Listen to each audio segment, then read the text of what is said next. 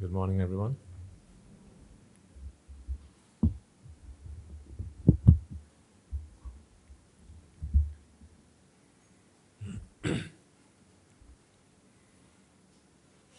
So the gentleman who walked up to me and offered the sheaf of betel leaves, he made a request on your behalf. He said, to save us from the suffering of samsara, would you please preach the Dhamma to us? Is that what all of you want? Are you sure? Are you dead sure? So you don't want me to beat around the bush? You don't want me to sugarcoat it? No? You sure? Are you sure? Are you sure you're sure? Okay. If you say so. You've been warned.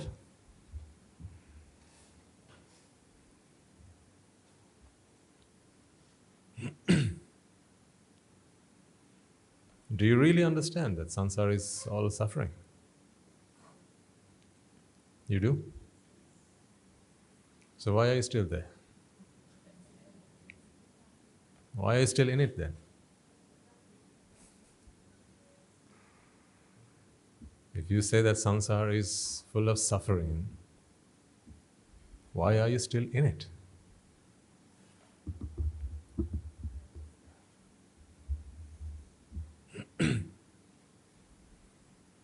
Because there are ups just as much as there are downs?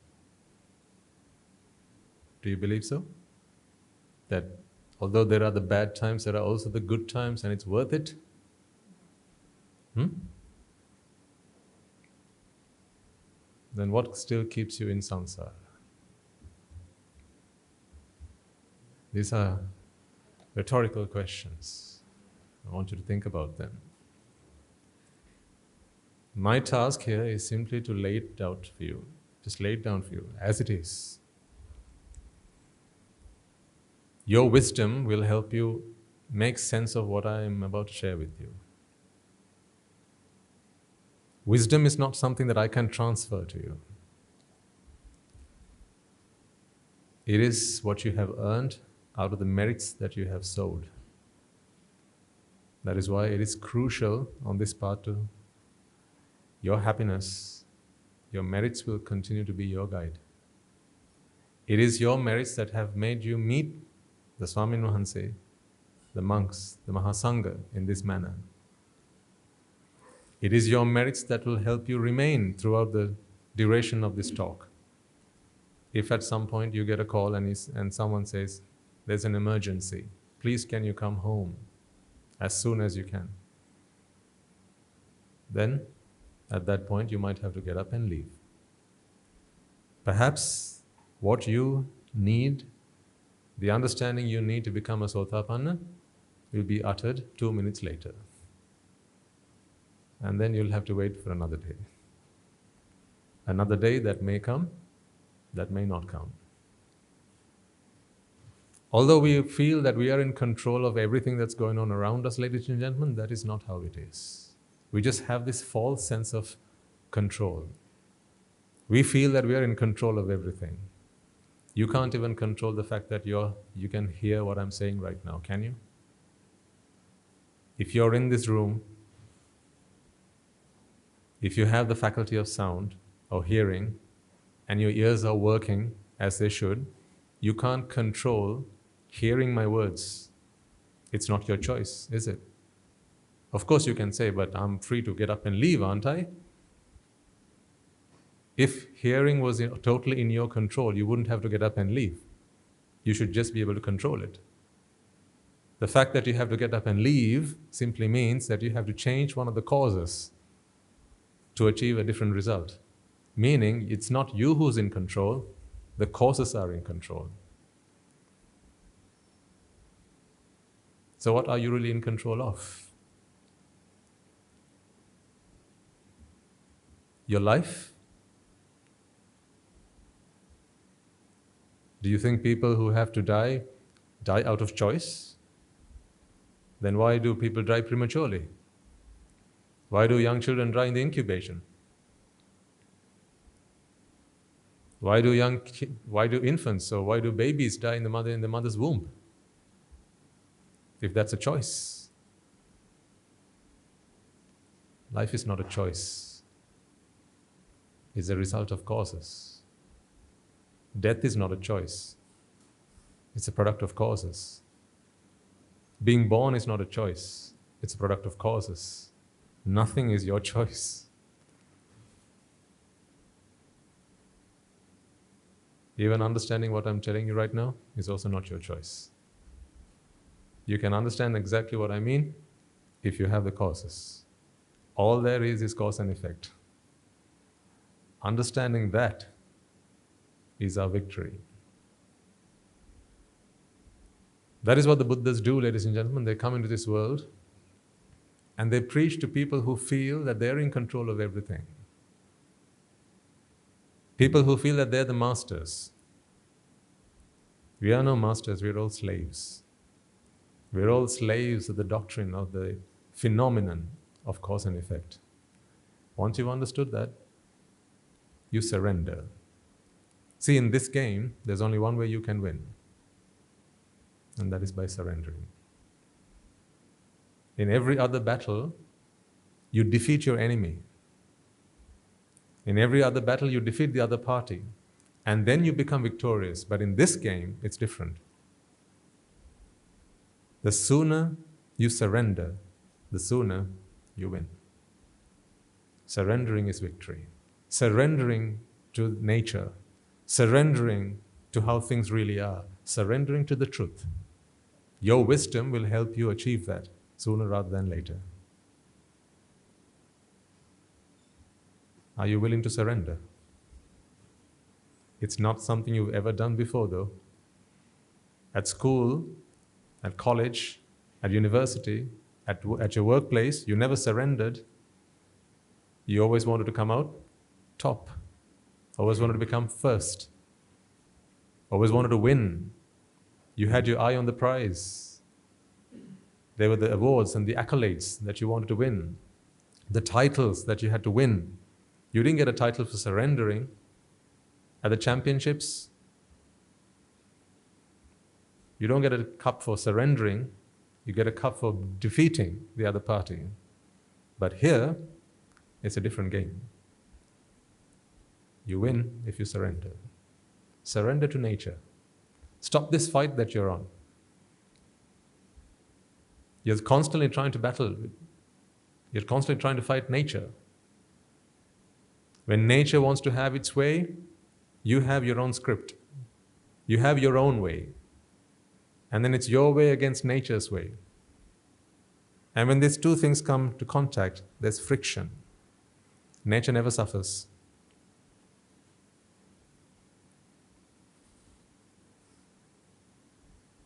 If you clench your fist and bang it on a wall, what hurts? The wall or your fist?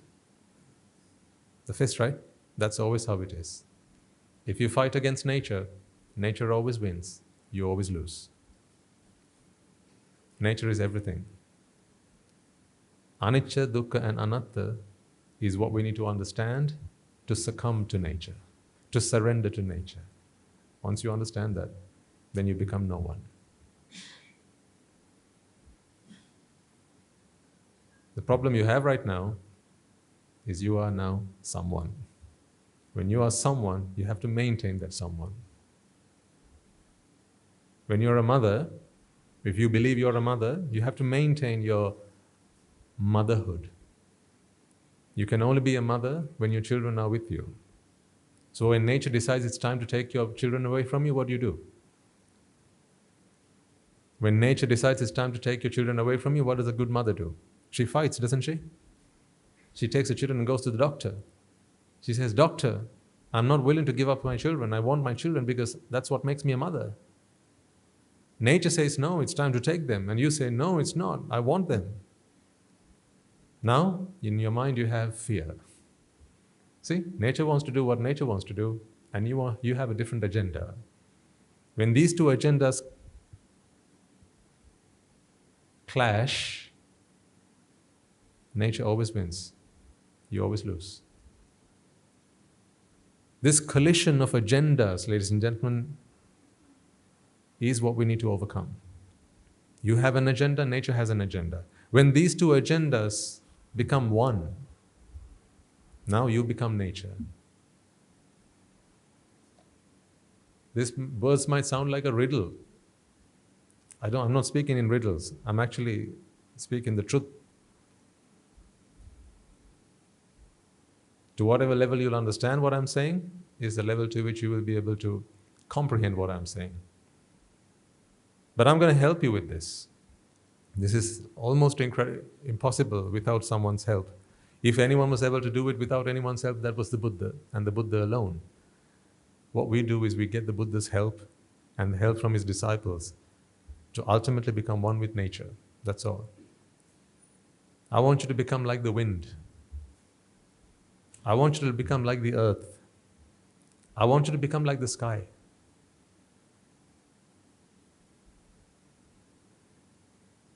Then you become nature.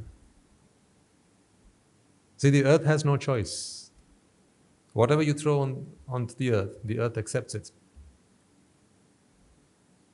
If you had a gold coin and you bury it in the earth, it accepts it. If you spit on it, it accepts it. If you throw your rubbish, it accepts it. If you drop something precious, it accepts it. Whatever you throw into the earth accepts it. Because earth is nature.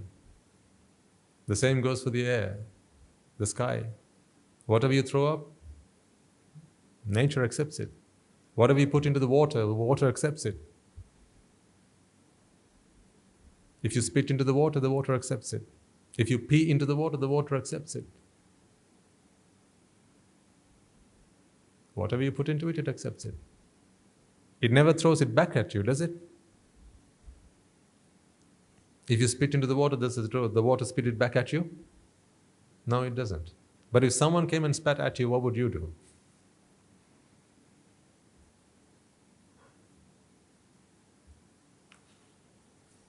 What would you do? You retaliate. That's why what I'm trying to explain to you is you are still not like nature. Nature always accepts. You fight back. Because you fight back, you suffer. If you can be of good mind, sound mind, if you can be someone who is able to accept whatever nature throws at you, now you become a man who doesn't suffer. But you can't just will yourself, wish yourself to this state. It comes through an understanding. It comes through the understanding that you are already part and parcel of nature. That's what we're here to try and figure out. So let's try and do that then. So to begin, let us bring our palms together in veneration of the Buddha, our master, our guide and our teacher. He whose wisdom knows no bounds, he whose compassion knows no limits. It is because of him today we gather in this manner. It is thanks to his wisdom, his profound understanding, and his infinite compassion today we are able to come together in this way to receive noble association, so that we and all of us may tread the path, the noble path, to the ultimate bliss of Nibbāna. So, on this occasion, as we bring our palms together in veneration of His holy name, let us also take this opportunity to make a pledge of allegiance to the Noble Triple Gem. May the Noble Triple Gem continue to be my guide from now till the end of time. Namo tassa bhagavato arahato samma sambuddhassa. Namo tassa bhagavato arahato samma sambuddhassa. Namo tassa bhagavato arahato samma sambuddhassa. I want you all to understand your purpose on this planet. Your purpose as human beings.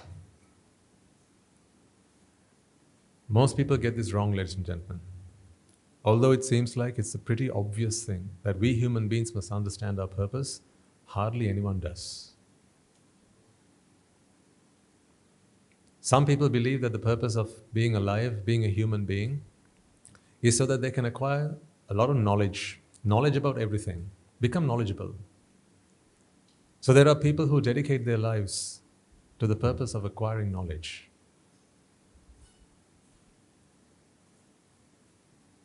School, university, bachelors, masters, PhDs, postdocs, and it continues, goes on. Some people have several PhDs. None of these words are meant to insult anyone or offend anyone. But here's what I see. I see the elephant in the room. I see how people go through life not knowing what their purpose of having become human is, and they spend their valuable lives that they have earned by making tremendous sacrifices. And then, having finally achieved this gift that is human life, they spend it worthlessly, acquiring things that actually will not make any sense to them, or provide them anything, or give any meaning to their lives, when all is said and done. If you are a PhD holder, if you are a doctor, you must know and understand that this is not the first time that you have become one. And on any previous occasion you became one, that didn't stick with you. When you died, it died with you. And so in this birth you had to do it all over again. Still, even if we didn't believe in a life after this, that's still okay, because this argument is still valid. There may be skeptics in this room who still don't believe in life after death, and that's okay, because that is not where Buddhism begins. It's where Buddhism ends. So you need not be concerned too much about whether there is life after death. That need not to be the crux of your understanding. Let that understanding come to you when it does. If after all of this, you come to the realization that you were right and there is no life after death, then so be it. That's not a problem. If after all of this, you realize that actually there is life after death, when we die, things are going to happen depending on what deeds we've done in our lives, then so be it. If after all of this, you're still confused, still, so be it. That is not what we're here to figure out. You know one thing for certain, and one thing for sure, and that is you have this life. Anyone in any doubt about that? It's a silly question. That you know for certain, that there is this life. So whether there is life after this or life before this, let's not make that our biggest concern. Whether there was or there wasn't, whether there will be or there won't be, that will come with time. But here's the important matter. Right now, you have a life. And your lives are precious to you. Anyone doubt that? Anyone disagree that your life is precious to you? Let me ask you a question. What is the most important asset to you? What is your most important, your most precious asset? What is it? Your money? Then? Being alive. Can we unanimously agree on that? Anyone disagree that life is not my most precious asset? There are other things that are far more important to me than life itself. Okay, I'll put it on the board then because we are all in agreement.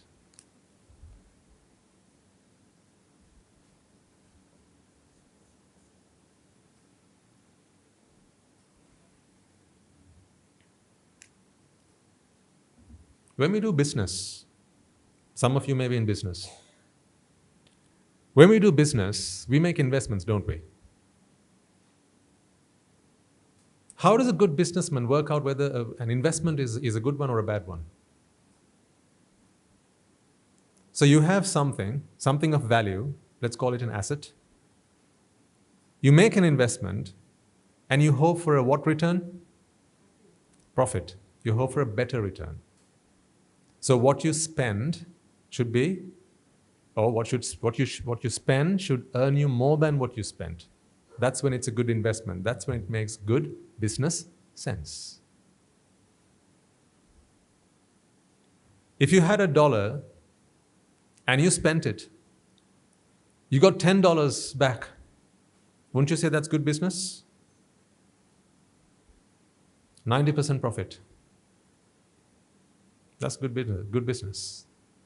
If you had $10, you spent it, and you walked away with $1 at the end of your business. At the end of the day, at the end of your transactions, you walk away with $1 having spent 10.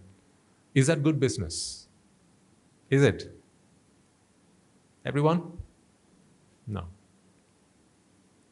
So to make good business sense, you have to be able to spend something you have and earn something that is more valuable than what you spent.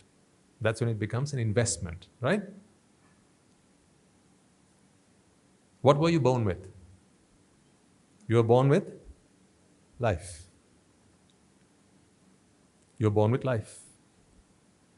Life meaning your body and your mind. These two things together is when you say you are alive, right? When your body and your mind are together, you say you're alive. So when do you know you're not alive anymore? I mean, you wouldn't, but someone else would. When would they claim that you are no longer alive? When your body and your mind are not together anymore. Yes? Okay, so if that is what being alive is, then life is the two of them together. This is what you were born with.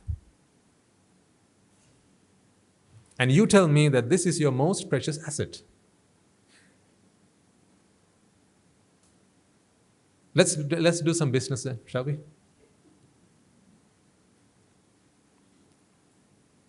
I'm going to make a business proposal to you. You tell me whether you are happy to sign the contract. Right? I want you to give me some of your life. I give you a car. Today is not going to be a good day.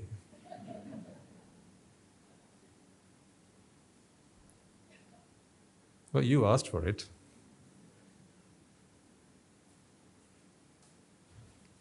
You give me some of your life, I give you a car. You can ask for whichever model or make you like, right? Whichever trim, whatever sport model, hatchback, like whatever you want. Whatever you like, just call it. You name it, I give you, but you have to give me something that you have. I give you something that I have. So I'll give you a car, you give me life. What do you say? Here's my ask. I'll give you a car that's worth $1 million. 5 million. I'll give you a car that's worth 5 million.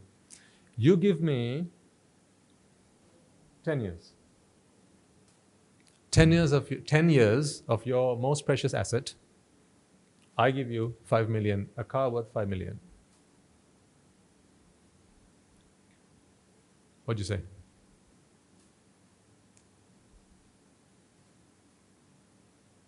Come on. But you have to be true to your word.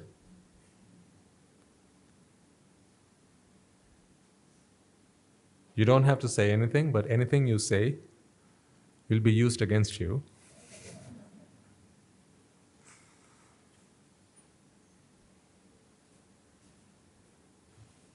Right? So you're not happy with the car then. Okay. I'll give you a house.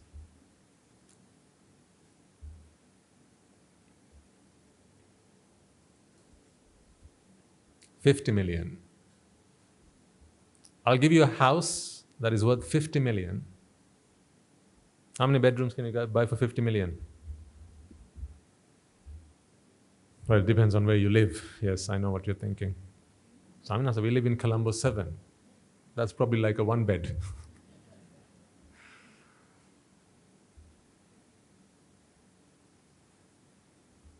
I just say average 50 million, right? 3-4 bed house, big kitchen, nice garage, so you can park your 5 million car. Okay, and every bedroom comes with an attached bedroom. Plenty of space for the children to play around. Right? It's got a lounge as well. You can sit comfortably, enjoy. Fully furnished, all included in the price. And all I ask of you is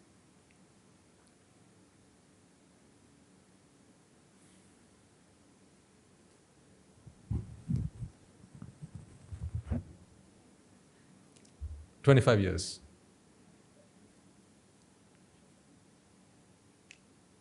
I mean, you have to pay a mortgage.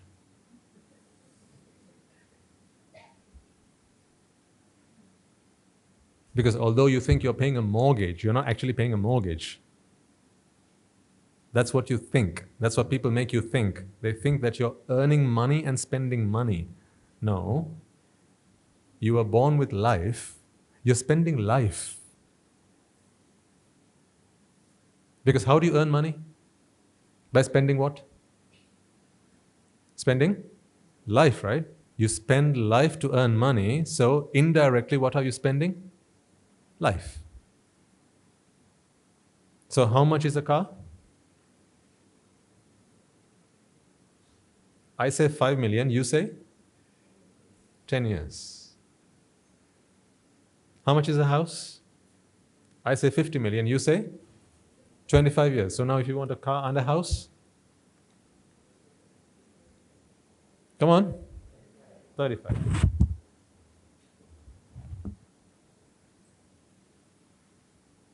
Good deal, isn't it?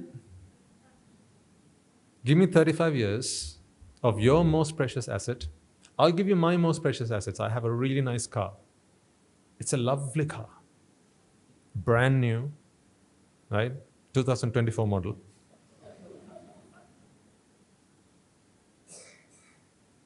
Right?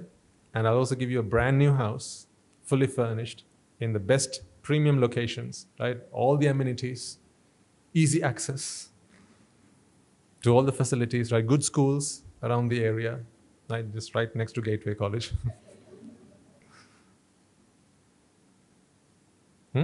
All I need from you is 35 years of your precious life.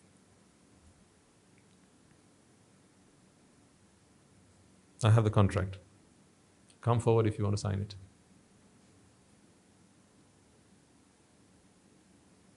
I'll give it to you now. But you have to give me 35 years of your life right now. No returns. That's right, isn't it? Say after 5 years of driving this car, you feel like, you know what, I don't like this car anymore. You take the car back to the showroom. Do they give you 5 years back? Do they? 10 years of living in your house, you feel like, this is not the right house for me. I want to change location. I want to go for something different. So, I like a different style. Different neighborhood. I don't like this anymore. So now you give the house back. You sell the house, right? You've been living there for 10 years. Do you get your 10 years back? So, no return, no refunds. Come forward if you're willing to sign this contract. 35 years of your life. In exchange, I give you a car and a house. No takers? None? Right, let's go back to what makes good business sense.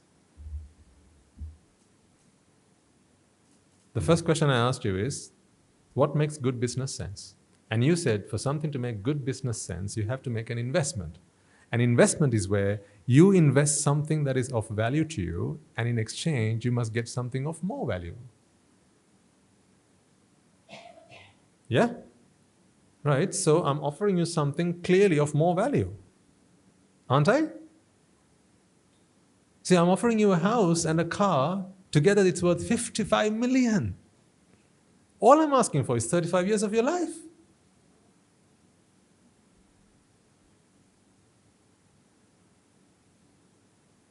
What? Don't you like the deal? Why? Life is more valuable. You say so. But your actions betray your words.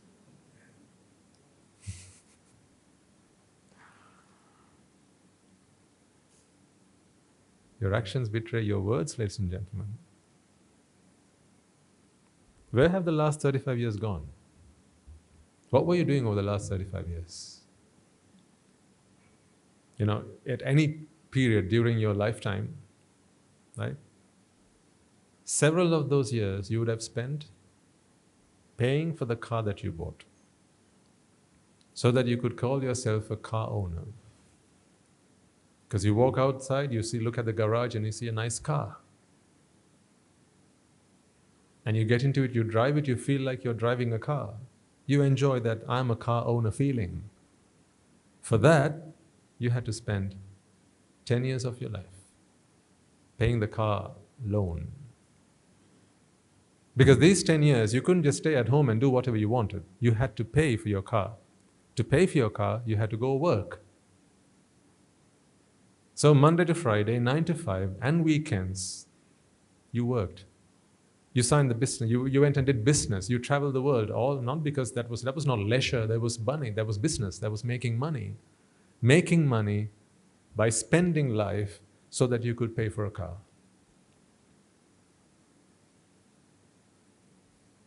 And you tell me that your most precious asset is your life. If that is your most precious asset, why, I ask you, ladies and gentlemen, do you choose to spend your most precious asset to earn something that is, in your opinion, far less valuable than life itself? How does that make good business sense? You know what? Here's what I'll tell you. If I had 35 years of life, I wouldn't ask investment advice from you. Unfortunately. If I had 35 years of life that I would want to invest, I'm not going to get investment advice from you. Please don't be mad at me. Because here's what you have done.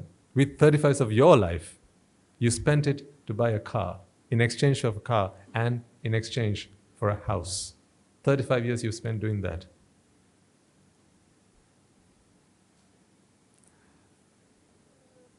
Now you have a car and you have a house. 35 years later, from after you were born, these two things you now have. Are you content?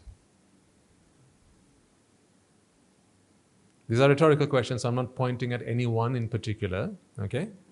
I'm talking about the human condition. More or less, everyone has it. Are you content? If you are content, how come you're not happy? How come you still look forward to tomorrow? Someone who's happy today doesn't look forward to tomorrow because they're happy today. When you go to bed, don't you look forward to tomorrow? And you close your eyes and you think, tomorrow I'm going to wake up and I'm going to be happy. Meaning, when you go to bed, you're not. Just make sure you don't die in your sleep, because you're not going to die happy. Those who don't die happy aren't born happy either. That's the simple truth. Only those who die happy are born happy. Many people think that, when parents age, right, When parents age, grandparents, right, they're on their deathbed. Last few days, last few hours, many people think that he had a happy death. We like to fool ourselves by thinking that. They have many dreams, many hopes, many ambitions that were not fulfilled. There's not a parent who's ever happy by seeing their children happy, because once their children are happy, then they have to see their grandchildren happy. These are all expectations that are a flame in the human heart. Whenever you have an expectation, that is not a moment in which you are happy. These are simple truths. Whenever you have an expectation in your mind, that is not a moment when you are happy, because an expectation does not bring you happiness. The fulfillment of an expectation relieves you of a stress that you're in when you expect. That's what happens. That's why when people have too many expectations, they go crazy. And those expectations cannot be fulfilled. An expectation leads you to disappointment when you can't achieve what you want. It leads you to relief from that expectation, or the frustration of expectation when you achieve what you want. But an expectation itself is not something that keeps you happy. It's something that keeps you from being happy. That's why if you can become a human being, if you can become an individual who is free from expectations, there you have the makings of a happy person. But right now you have expectations, because if you have children, if you have property, if you have a pair of eyes and you wish to see, you have expectations. You expect to see certain things. There are things you like to see, that's an expectation. There are things you like to hear, that's an expectation. When you get home today, you'll have things that you'd want to do because you believe that they're going to make you happy. These are all expectations. At the workplace, you have expectations. So for as long as these expectations are alive in your heart, ladies and gentlemen, that is not a happy day. Yes, they'll tell you expectation keeps a man alive. That's what keeps us alive. Well, if you only understood what they mean by being alive, then you'd realize that expectations are only a curse, they're not a blessing.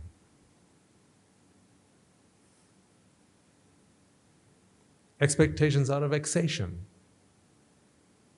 But you can't help yourself from expecting because of what people have done to you, because of the things that people have said to you, because of the ideas that you hold are true about this world.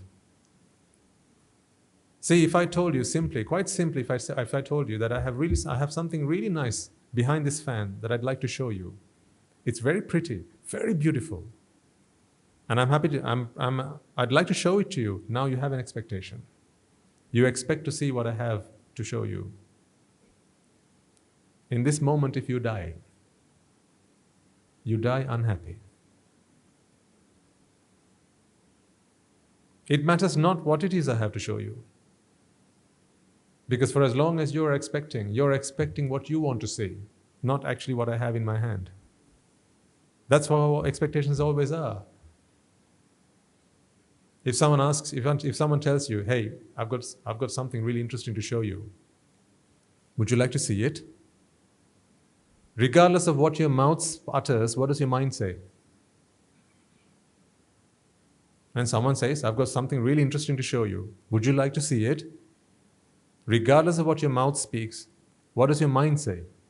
Yes, please. It matters not what it actually is.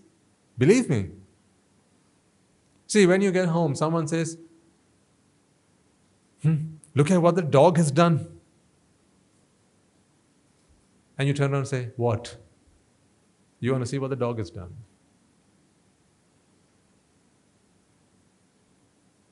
You know what the dog has done. Or if someone says, what's that smell? It's awful. What do you do? In that moment, what do you do? You say, show me. And you take a deep breath in, don't you? See? whether it's a fragrance or a stench, you still want to know what it is. Expectations.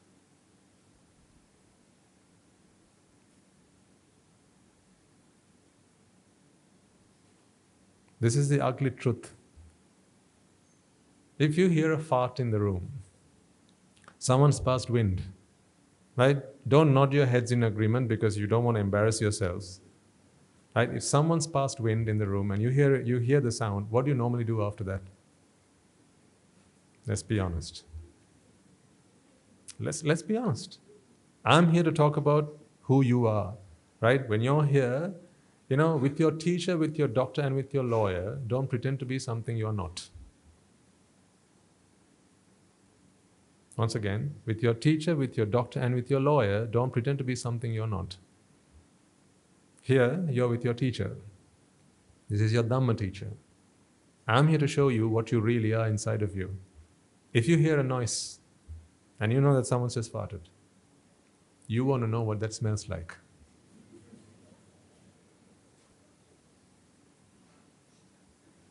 Everyone's like that. You're not special.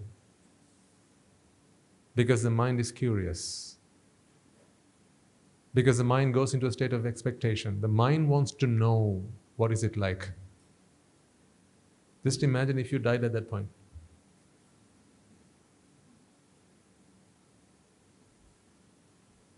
If you died at that point, now you died clinging on to, what the Buddha, if you go by what the Buddha says, if you cling on to something at the moment of your death, when you're born, you'll be born in that kind of environment. Plenty of such things have happened even in the sasana. There was one occasion where a monk, he was offered a new robe, and he was so fascinated by this robe. He got himself so attached to this robe. So the robe was offered and he was due to wear it the following morning. It was in his kuti. That night he passed away.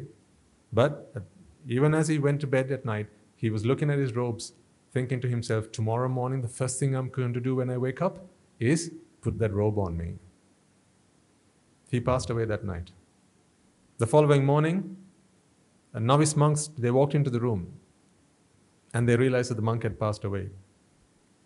Then they went into the room to help themselves to whatever was left. And they realized there was a brand new robe.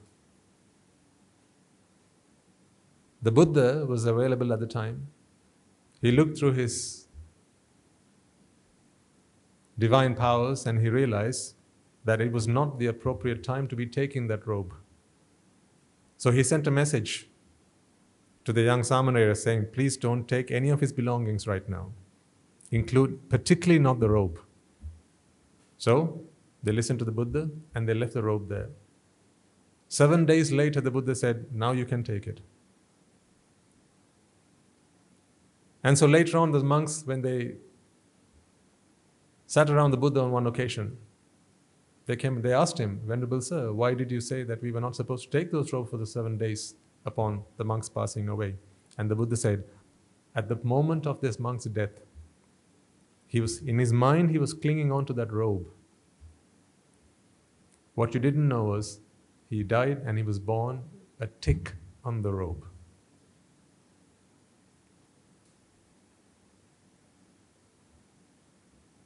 For 7 days, he clung on to that robe. He couldn't let go. If anyone had taken that robe, he would have agitated him a lot. And then he would not have let the monk, whoever the monk was, to wear that robe in peace. He would have bothered them, bitten them for having taken what belonged to him. But after 7 days, the tick died. And then the Buddha said, now you can take it. See, if these things happen, even in the sasana, if you have an expectation and you die with an expectation, ladies and gentlemen, you don't die happy. So therefore, you can't be born happy.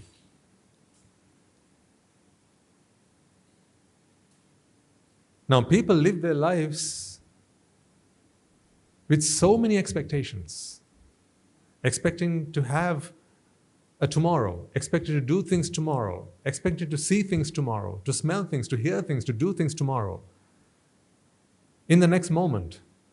What if you die in this moment with your expectations for the next moment?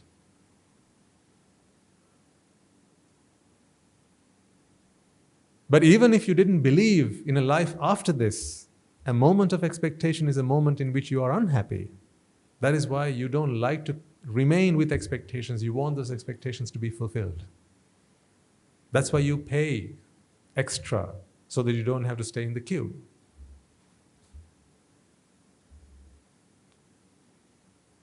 Normally there's a queue, there's a free queue, and there's a paying queue, isn't there? So you can pay a premium price and then you don't have to wait. Because when you wait, you wait expecting, and that expectation is not a happy thing. It hurts, it's agonizing, it's frustrating. When the mother is about to be informed about the gender of her child, the mother is in a lot of expectation. So imagine they called her in and they did a scan and said, right, so we are going to announce the gender of your child, and it is actually the scans are not clear. You're going to have to come back tomorrow.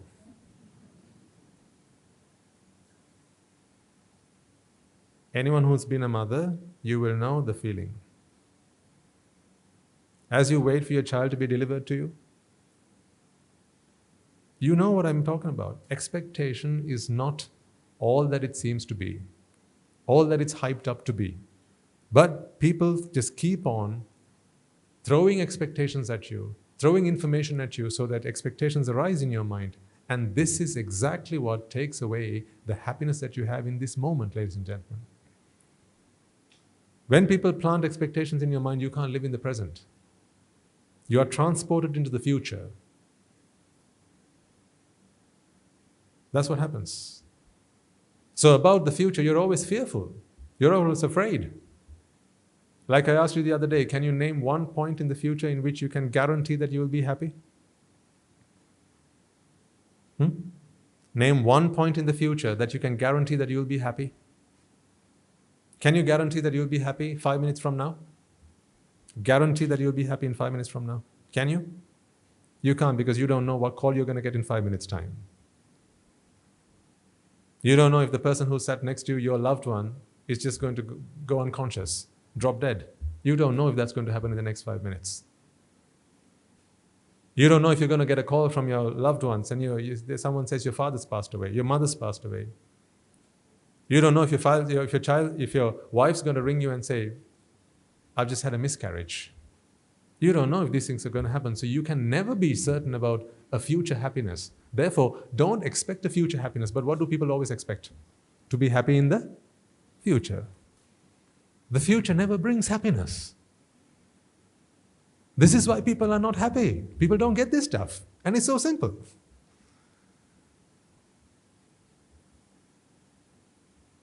People live their lives always expecting to be happy in the future. But the future, by its very design, cannot bring you happiness. The future can only bring you fear.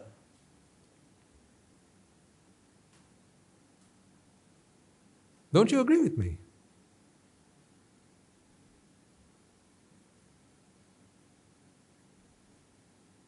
Your son rings you and he says, Mom, I'm going to be coming down for my vacation. I'm flying tomorrow. So tomorrow you're waiting to see him, collect him from the airport.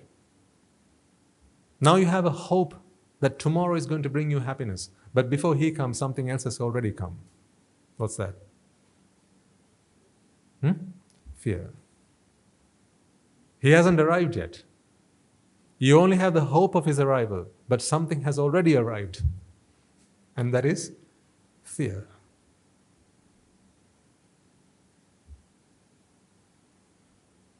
So it's going to be 48 hours before you see your son. Throughout those 48 hours, what are you going through? What are you going through? Fear. Because you have an expectation to see him in 48 hours. In those 48 hours, one thing can be guaranteed: you are afraid. You are scared.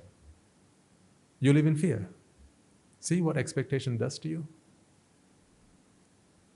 I can tell you one thing. In 48 hours from now, your son may or may not arrive. Agreed? Your child may or may not arrive. But one thing most definitely arrived throughout those 48 hours. What was that? Fear. This is the price you pay. This is the price you pay for expecting a happiness to come to you from the future. That's why I ask you to live in the present. But you can't live in the present, ladies and gentlemen, for as long as you believe that a future is going to bring you happiness. That's why I'm here to help you. To teach you that this is happiness.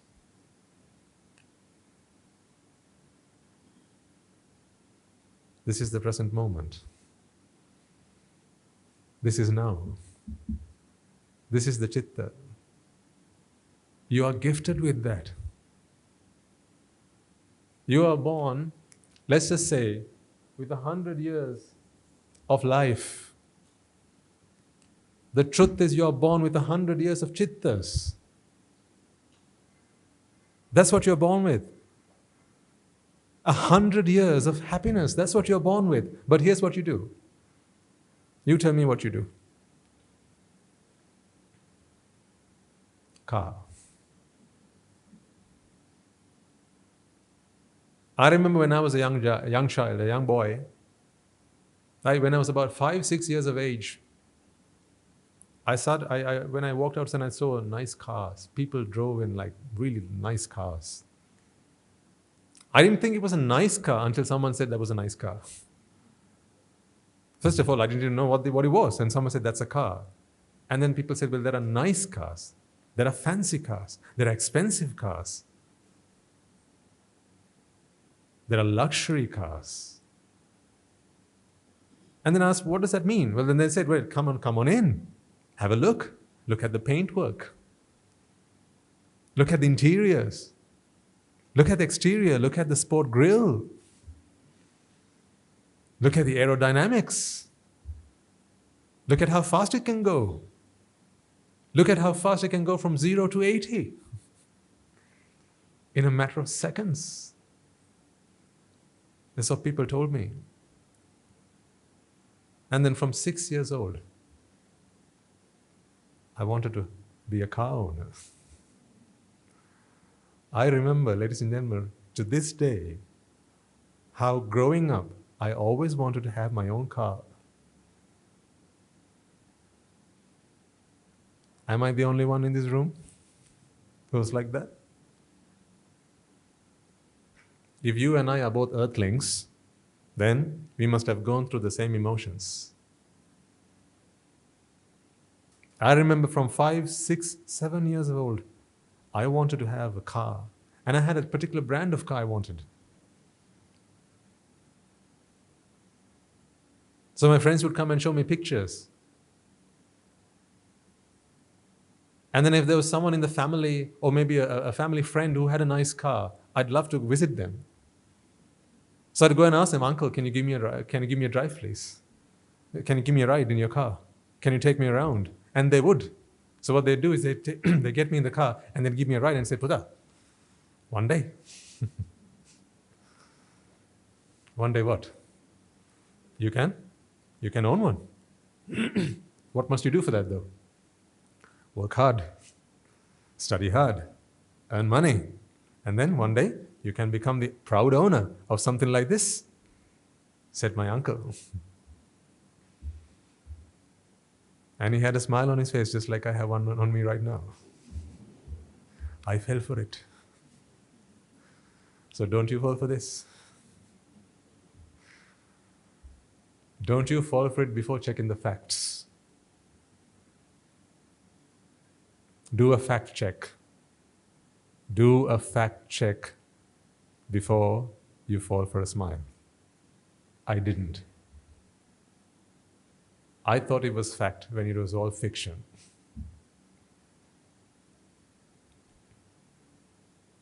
My uncle, who was having arguments and fights with his wife at home, was driving around in a car and telling me that that was what made him happy.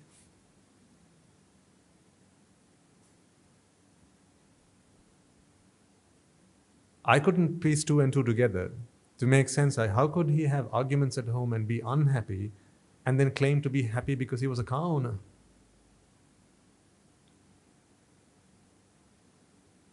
How could he have frustrations and disappointments and be angry if he was also a car owner, and by virtue of what he was saying, if you're a car owner, you're a happy man. That's what he used to say. Then he used to show me his collection of cars. He didn't just have one car, he had many cars.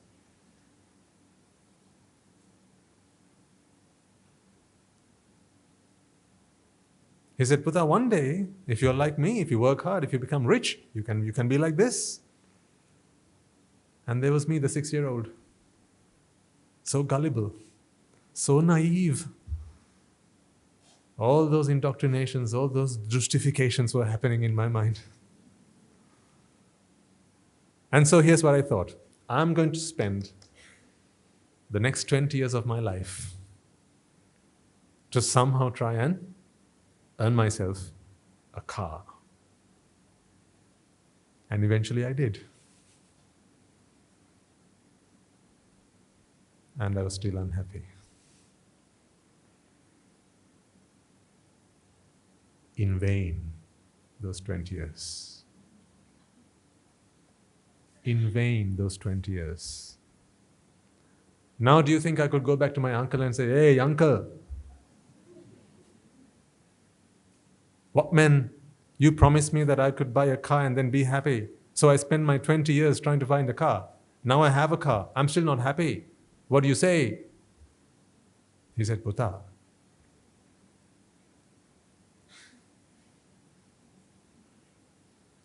a car is not enough. You have to have a house also.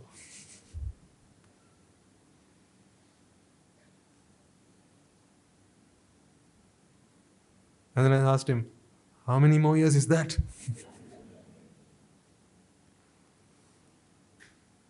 Is this just my life I'm relating to you, or have you not heard a similar story from someone else that you might know? Very well indeed. So what happened to those 100 years? How many of that have you got left now? You were born with the most precious thing that you say you had, or you still have some of it, and you kept on spending that. You kept on spending that to buy a car, to buy a house. What else have you bought?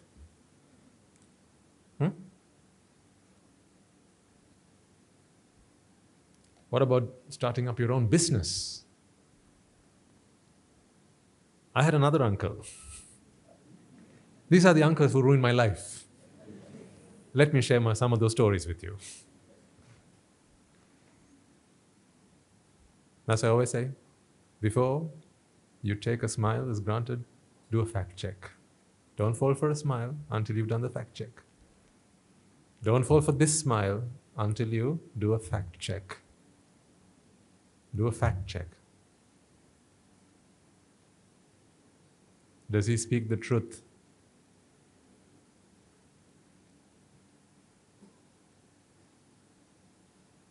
Can he attest to what he says? You got to do a fact check. Verify. Because I fell for many of these. And then I paid the price. I paid the price with my life. Business. Start a business.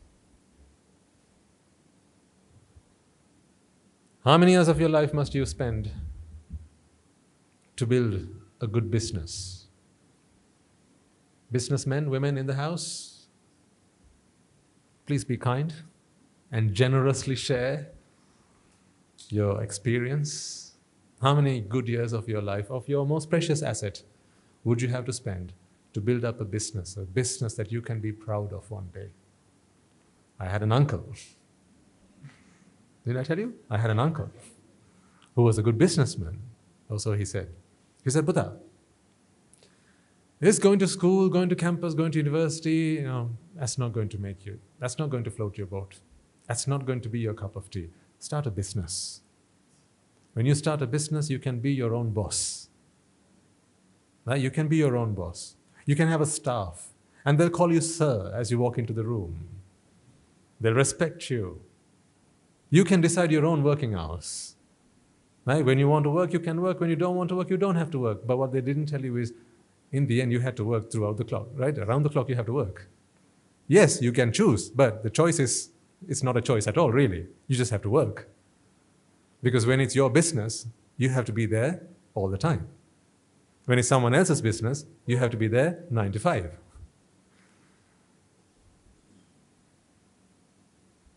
So how many years of your life did you invest in your business?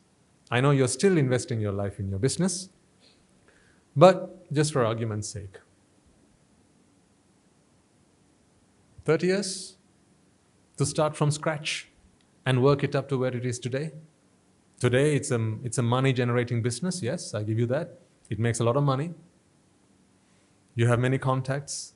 Maybe it's a multinational company, perhaps. Maybe it's a conglomerate. 30 years of your life you spent on that. Your father also did that. You inherited the business from your father, perhaps. He did that for 50 years of his life, and then he passed it on to you like it was a fully baked cake, but no, you had to bake it again. Right? He said, Buddha, I built my business from scratch. 50 years of my life I spent, here it is, inheritance to you. And from the day you took it on, what did you have to do? Continue. So it was not fully baked. It had to constantly be in the oven. So 30 years of your life you spent on your business. And you're still spending. I'll ask you the question again then. Give me 30 years of your life and I'll give you a good business. Come on. I'm only asking for 30 years of your life. I have a good business. It makes a lot of money. And I'm happy to give it to you, but you have to give me 30 years of your life. So, for example, if you were 30 years right now, the moment I hand over this business to you, you grow, you age by another 30 years instantly, and now you're 60. If you're up for that, please come forward. If you're 60 now and you come forward and then you sign the contract, the moment you sign the dotted line, the business is yours, but you are now 90 years old. So in exchange for 30 years of your life, I give you a business. Please come forward. None of you even dare get up from your seats, let alone come forward, because you know one thing for certain. There is nothing quite as precious as life. But what you have been doing throughout the last 30 years, 40 years, 50, 60, 70, 80 years is spending parts of it, acquiring things that are not quite as valuable.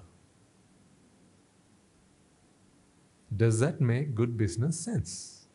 I ask you. Because the very first question I asked you was, what makes good business sense? And all your wisdom put together, you told me that what makes good business sense, Swami Mahansa, is to make an investment. You put in $1, you walk away with 10. If you were to put in 10 and you walk away with 1, that's a loss. It's a mighty loss. What have you been doing with your lives?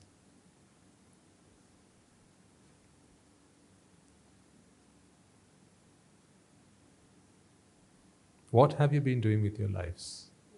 You were given an opportunity to be happy.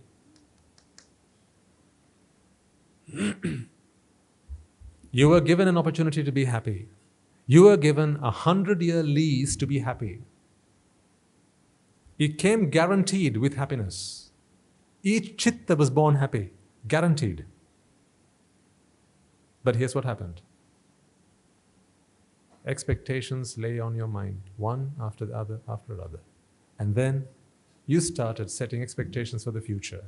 I started setting expectations for the future. I was looking to a happiness that would come to me in 5 years' time, 10 years' time, 15 years' time, 20 years' time, 25 years' time, 30 years' time. I remember when I was a young boy, and I was attracted to a girl, and I wanted her to be my wife one day. So I asked my mother. She said, ask your uncle.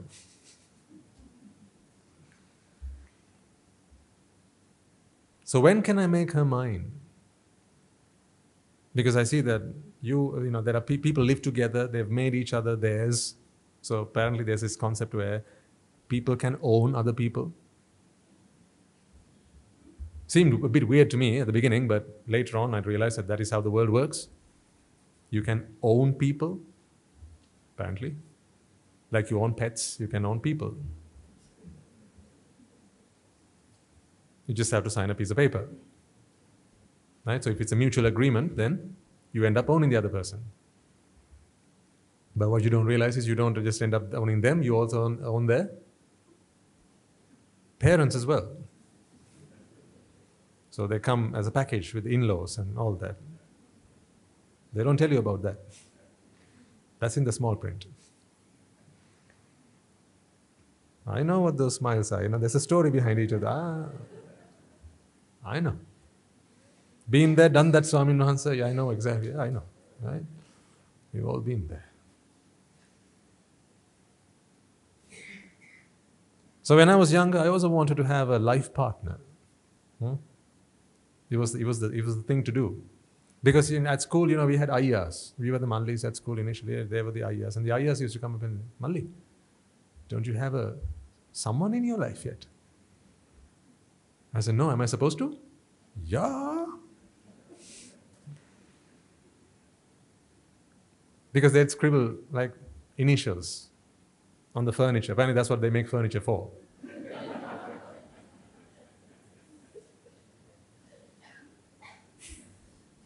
At our monastery, you can ask our Anagarika Putas, and you see them from time to time. At our monastery, I've said, if I ever spot anyone scribble an initial or a name or anything of that sort on any of the furniture that our devotees have so devotedly offered and donated to the Sri Sambuddha Sasana, that will be the day that you'll hear from me. So at our school, at the monastery, none of that is allowed. Furniture is not designed or not made for people to scribble on them. It's to be used. It belongs to the Buddha. The walls, the doors, the furniture, it all belongs to the Buddha. The floor that we walk on, it belongs to the Buddha at the monastery, because all of that was offered to the Buddha. We use it because he allows us to. That's it. So you don't have vandalism at the monastery. We don't allow that. We take it very seriously. Because, as a gentleman, as a gentle lady, our children must learn that such things are not good. But every school I've been to, both here and in other countries, which is so unfortunate, that young people think that public property is for them to vandalize, to throw their graffiti on. Walk into any washroom, any toilet, any public toilets, wherever. Scribbles and phone numbers and sex symbols and all sorts. That is the mindset that people, that's you can't blame them for it. That's how vexed people are. You must wonder why, when a child walks into a washroom and all they go in there is to relieve themselves of a physical discomfort, for them to then take their pens, pencils and start drawing things on the walls, just imagine how vexed they must be. Just think about that mentality. They don't write Namo Buddhaya, do they?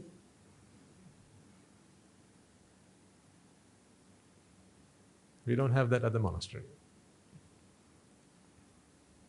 And it's not because I have warned them. It's because we give them the dhamma.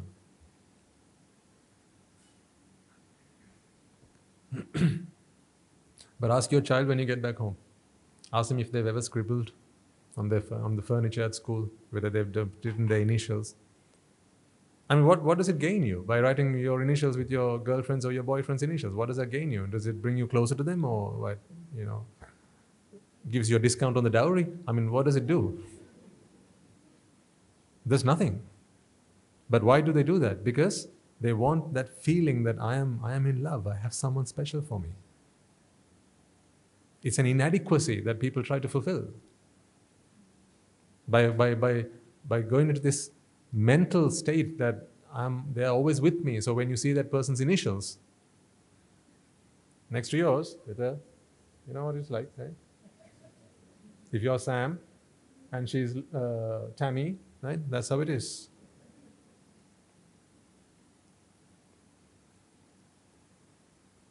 Anyway, I digress.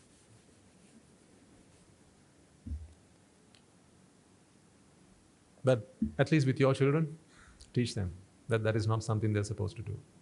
It's a terrible habit. It's rife, it's there everywhere. Right? Even if you walk into the best schools, you'll still see that. You walk into a washroom, look at the doors, look at the walls.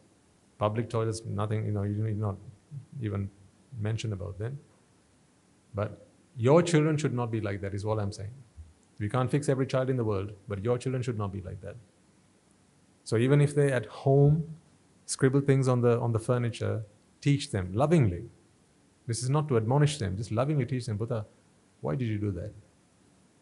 Why do you feel that you have to scribble? Is that what furniture is for? Is that what a desk is for? To scribble things? Even on the back of books, some just doodle on the back of books. They just scribble things. Teach them. But that's not what how we use our books. Anyway, that's a lesson for another day. I'm talking to the wrong audience. Bring me your children, I'll talk to them. Bring them to the monastery. Then we can do a program for them and teach them good manners, good habits, good behaviors, to live like good citizens, respectable individuals. Before Nibbāna, that has to come. If you can't be a law-abiding, good citizen who respects and regards other people's property, then Nibbāna is a long way away. You have to be a gentle monk before you can become an Arahatun Mahansa. Where were we? Business. 30 years of your life you spent doing up your business. Oh yeah, I was saying I had a crush on someone when I was younger. So I went and asked my uncle and he said, what? Well, if you want her to be yours, then you have to wait. You have to work hard. You have to get yourself a good job. You have to impress her. You have to impress not only her, but also her.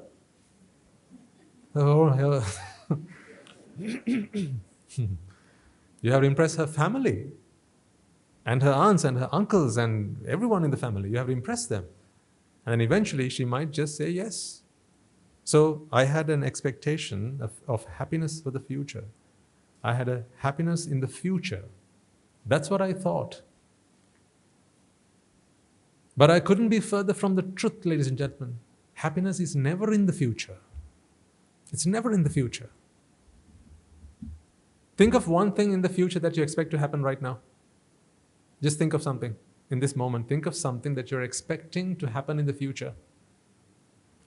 Has it happened yet? No, because it's in the future. But you have the fear of it, don't you? Might it happen? Might it not happen? What if it doesn't happen? What if it doesn't go to plan? See, the fear of it is with you right from this moment. It may or may not happen tomorrow or whenever it's due to happen. And even when it does, here's the sad part of the story. Here's the tragedy. Even when it does, it's not the event that brings you happiness. It's your longing for it to happen and the vexation that comes with that and your relief that you experience. That is what brings you happiness, not the event. What a tragedy. What a tragedy. I don't understand why people want to live such miserable lives when there's an alternative. I want all of you to be free of expectations. Being free of expectations does not mean being free of duties and responsibilities. I have plenty and more of duties and responsibilities to fulfill, and I'm quite happy doing all that. But I have zero expectations, just like when I'm here and I'm preaching to you. I have a duty to preach to you. It is my responsibility to help as many people in this world to attain Nibbana while I still can. Do you remember when I was unwell? Those days I used to come here with a bad cough and I'd still preach to you because I had a duty.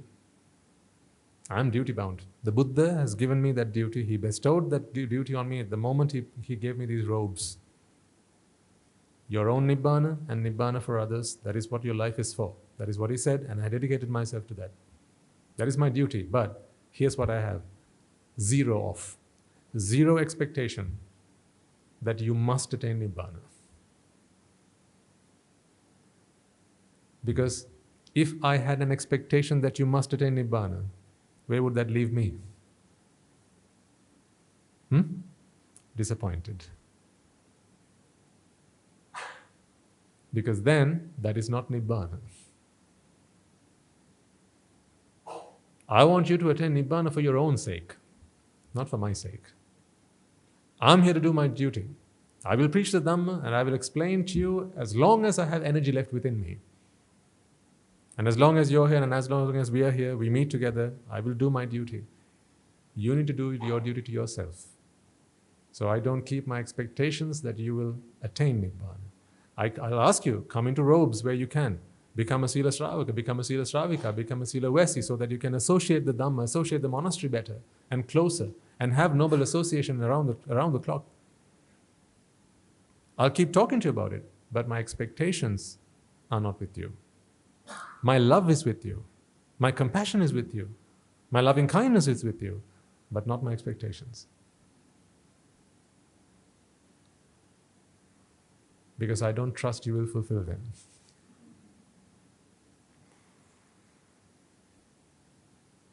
Because it is not your choice, ultimately. It's your merits and your understanding of the Dhamma.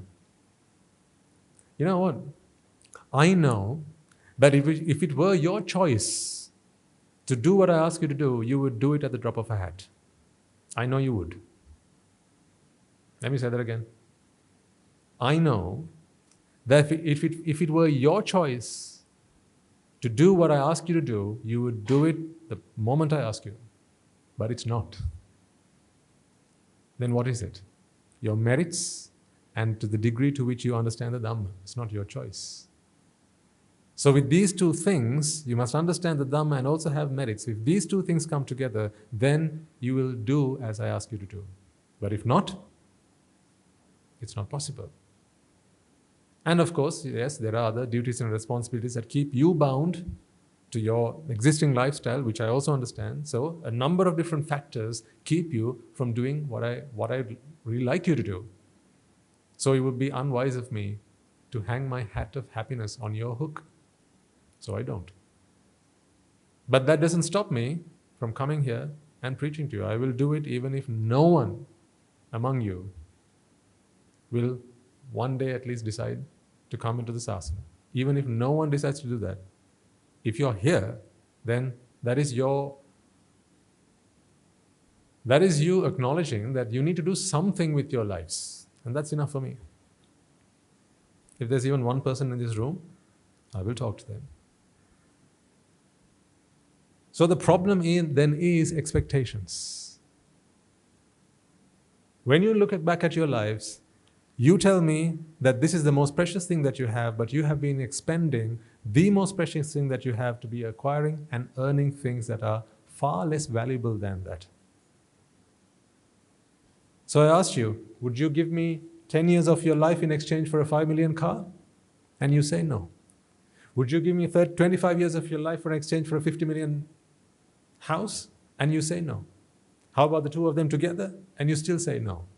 What about a business? I'll give you a business, a very well-functioning, profit-making business in exchange for 30 years of your life. And you say no. Well, you keep on saying no, but that's what you keep doing. That's the irony of it. But I also know why you do that. That's because you think there's no alternative. What choice do we have, Swami Nuhansa? You know, as the gentleman walked up to me, and he offered the leaves and the the beetle leaves, and he looked at me in my face, and I realized, I saw in his face, because he's here to represent all of you, I saw in his face a plea for compassion, a plea for loving kindness, a plea to help you all out of the dream that you're in. If you'd spent 25 years of your life to own a house, ladies and gentlemen, here's the sad part of that story. You don't actually own it. You think you do.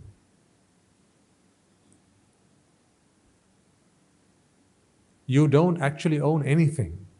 You think you do.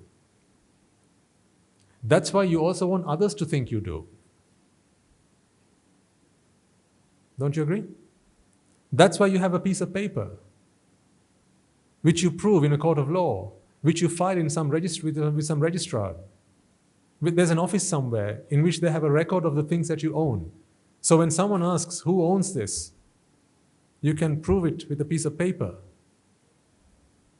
Without that piece of paper, you own nothing. If someone took away the title deeds of your property, what do you own? If your bank, in which you have deposited, say, 10 million rupees, in your bank you have deposited this money, and the bank loses their record-keeping system, right? Their computers get hacked, and all their data is lost. Now how much money do you have with the bank? Now how much money do you have with the bank? And you have no evidence to prove. Let's just say there's no certificate that you have, no FD certificates, or no books to prove it, no past books, no other documents to prove it. If you walked up to the bank and said, well, I don't know, I put my money in here, can I have it back, please? And the bank says, well, we can't give it to you just yet because we are still trying to establish who owns what. At that point, can you say, no, you don't, I don't have to prove it, I own it. 10 million of my money is in the bank. It's with you, I own it. Why should I prove it? It's mine. What was the bank going to say? Go fly, yeah? Yeah. See, if something is really yours, why should you have to prove it to someone? The very reason that you have to prove your ownership is because it's not something that you own. Ownership is a convention. If everyone agrees that you own something, apparently you own it. Apparently.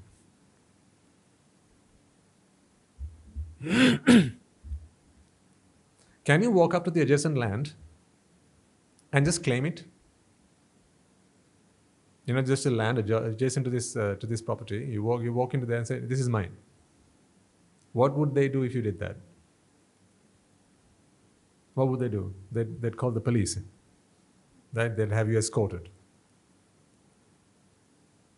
Why? Why? Because no one agrees. No one else agrees. Now let's just assume you actually thought that was your property. Let's just assume you actually think that it's your property, right? You are not trying to play tricks on anyone. You're not just playing a practical joke or anything like that. You actually thought that it was your property. You walked into your neighboring land and your neighbor's land and you said, "This is my property," because you actually think it's yours. What they do at that point is they call in convention. They ask people. Your neighbor says, "No, it's not, it's mine." Then they ring the police, and the police asks, "Right, whose is this?" "It's mine." How so?" Here's my deed. It's my property. And then they'll take you away. Just because you think something's yours is not yours. Meaning, nothing is yours. So then tell me, what did you spend 10 years of what was actually yours? Whose is your life? That's yours, right? Who's the car? Your life being yours is at a convention.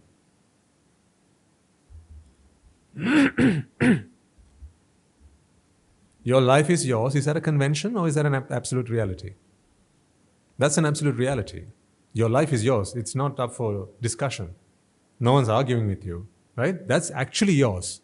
So 10 years of what's actually yours, you spend to earn something that's not actually yours.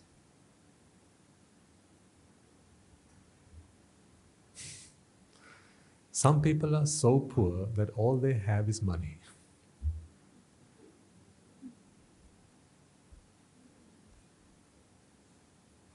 Don't you think so?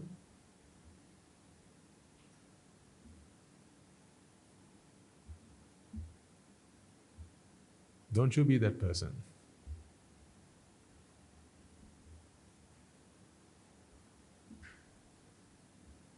Some people are so poor that all they have is a car. All they have is a big bank balance. All they have is a 50 million house. That's how poor they are.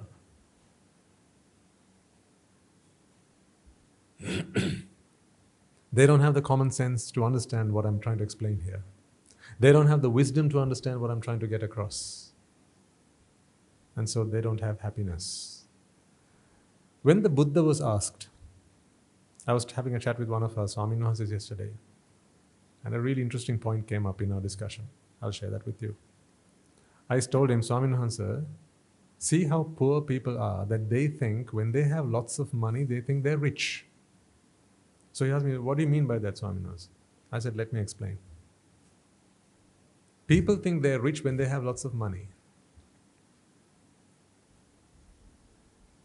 What they forget is what brings them money. When the Buddha was asked, Sir, to be considered someone who's wealthy, what must one have? This is a question that was put to the Buddha.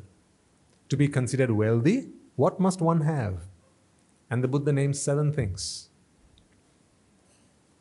Now I'll tell them to you. You ask yourself whether you have any of these, some of these, all of these, and to what extent. Okay? Number 1, US dollars.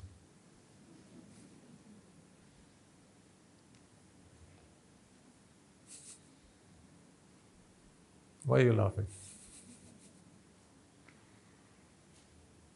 Why are you laughing? Wrong currency, right? British pounds.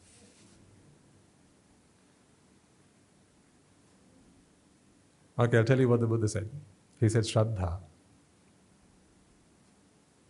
Shraddha. Conviction. Conviction of the Dhamma. To know that nothing other than the Dhamma is the truth. He said it was an asset. I'll explain to you why in a moment. Folks, if the Buddha says something, don't take it lightly. He doesn't speculate. He doesn't guess. He knows. Shraddha, number 1. Your conviction of the Dhamma. To know that nothing other than the Noble Triple Gem is the path to happiness. Do you think Steve Jobs knew that? Who's the richest man alive now? Elon Musk? Do you think he knows that?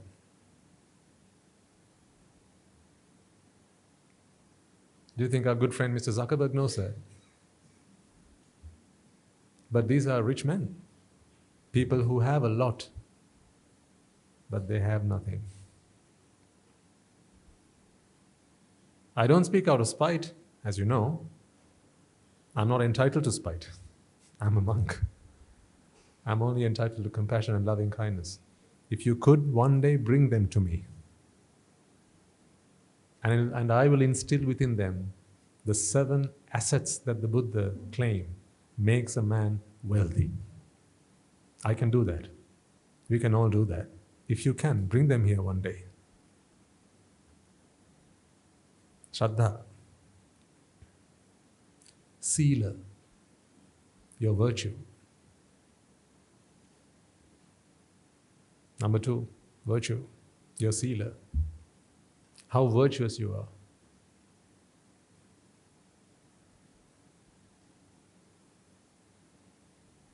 deep down inside how virtuous you are. Not what you do, what you don't do to the outside world physically, inside of you, whether you have a cool heart.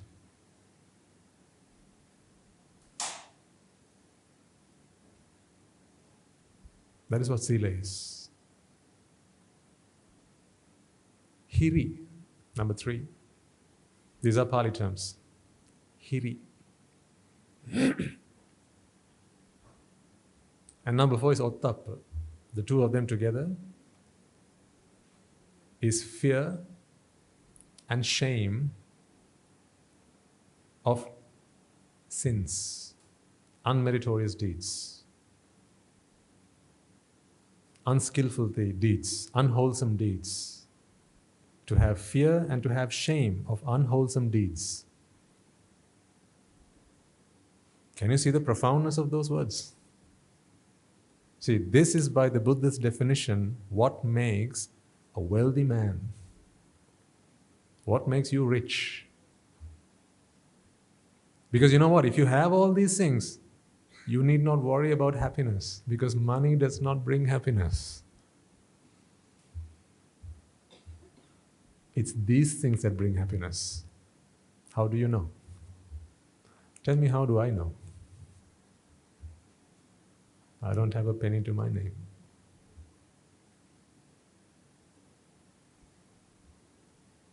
But these are my assets.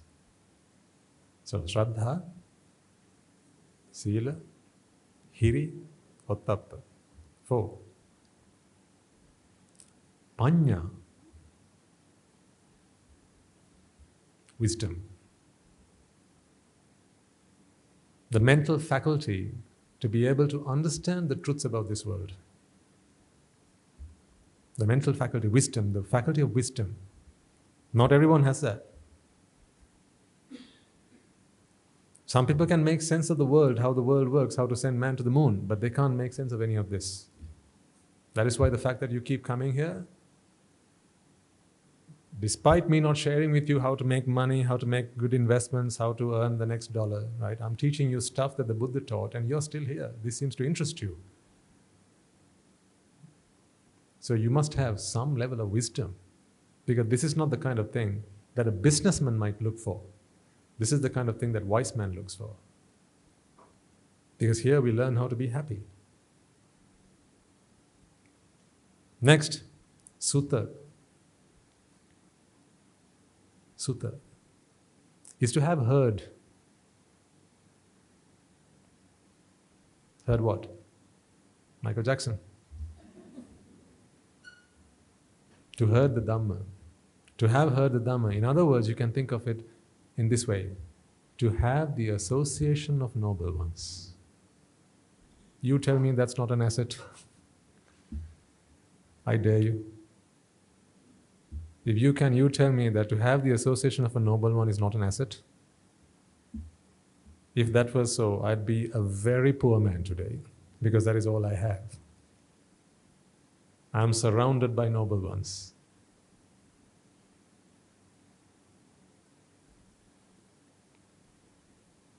Number 7, chaga. Chaga, these are the Pali terms. What it means is to give, charity, the ability to give, the ability, the mental ability to let go, to be generous, to be charitable.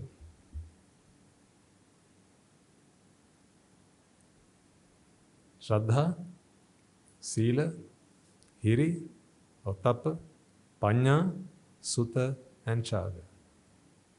The 7 assets that make a man wealthy.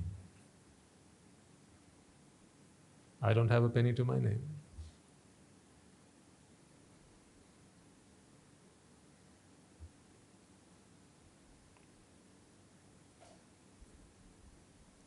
But you don't need money to be happy. A lot of people don't understand these truths. They think to have assets is to have a good business. They think to have assets is to have a coconut plantation or a a tea plantation, a rubber plantation, to have a big factory, to have a big staff, have a big company, to have many cars. People believe that these are the things that make them wealthy, but they don't fear unmeritorious deeds. They don't fear sin. They're not afraid of doing unmeritorious deeds. And you know what happens next? They carry on doing such things. They don't have noble association. They don't have the wisdom. They don't have sila. They don't have virtue. They're not virtuous. They sin. They steal. They rob. They take what belongs to others.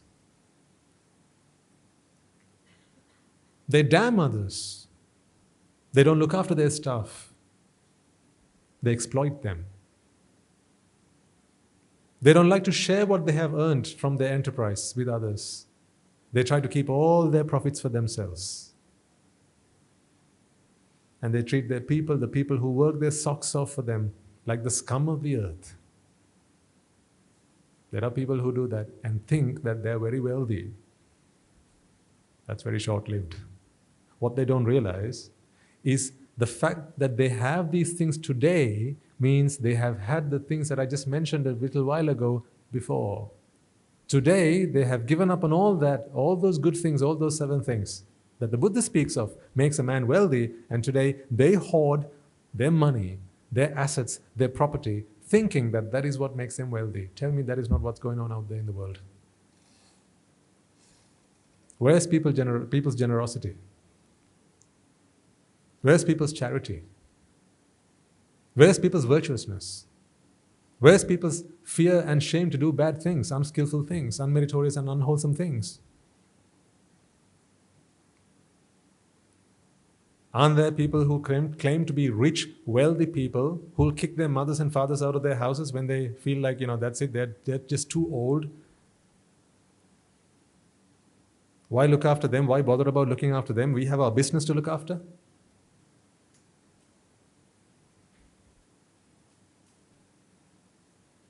Where's Sila? What they don't realize is what they have today is very short-lived. Soon enough, they will lose it all. I want all of you to have the best of both worlds. I want all of you to have the best of both worlds, as I do today. I not only have the happiness of mind, but when I want to get from Ingiri to Rajagiriya, there's a car waiting outside to pick me up. See? I have the best of both worlds.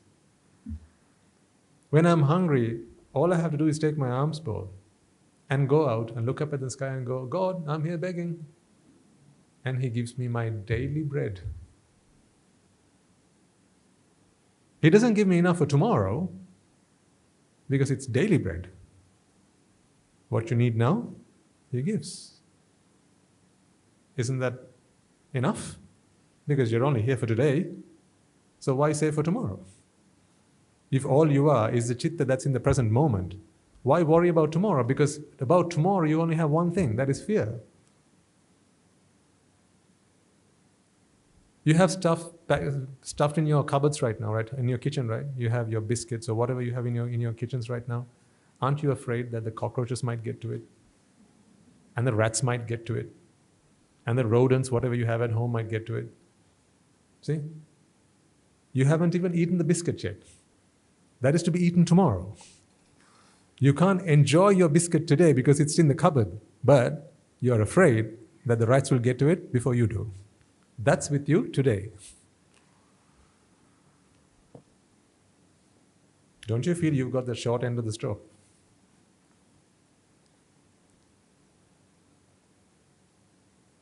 See, if you can truly become a human being that lives today, just today, live today. I'm not even talking about living now. I'm talking about living today to begin with. Live for today, just today, because tomorrow might never come. Problem is, you can't do that because in your mind you have expectations.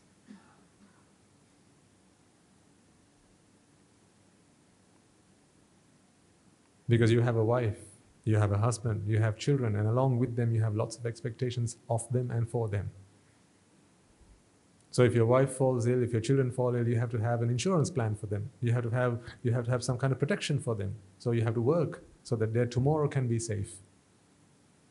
But as you wait for their tomorrow to be safe, today you're not safe. Today, you're in a prison, the prison of fear. See what you have sacrificed to gain a happiness that never comes. I wouldn't mind it if that happiness was actually true happiness, but it's not. I wouldn't have spoken to you so passionately if the happiness that you experience in your lives was true happiness, ladies and gentlemen. It's not. You have been fooled. You have all been fooled. It's a pretty bad deal. You are very intelligent human beings. You're very wise. You're very learned. You're educated. You're very experienced. Put all of you together, and the knowledge that you all have far exceeds any knowledge that I can ever hope to achieve in my life. All of your experience together far exceeds any experience that I can ever have in my life. But I ask you this.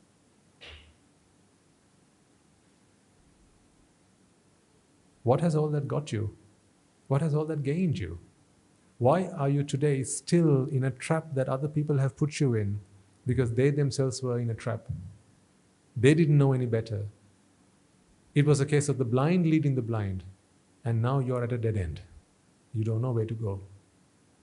Today you have a car, you have a house, you have a business, but you're not happy. You were born with 100 years of happiness. 10 years of that you spent on paying your car loan. 25 years of that you paid your mortgage. 30 years of that you paid to build yourself your business. You're still not happy. Put another 20 odd years education. Put another few years bringing up your family. See, you're in a web. You're stuck in a web. The spider that is the Asat Purusha has weaved this web for you. And now you're just stuck in it. You're struggling trying to get out, but you can't. The more you struggle, the more you get entwined in it. I'm seeing that from here. Oh, how I wish I could just hold you by your neck and punch some sense into you.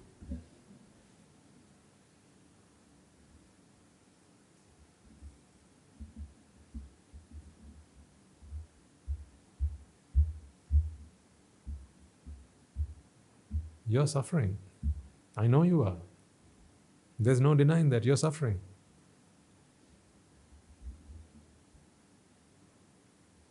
And you still have hopes for tomorrow. You're suffering today. You have lived for the last 25 years and you have suffered every single day of the last 25 years, and you're hopeful that tomorrow will be better. Wow. You deserve an award.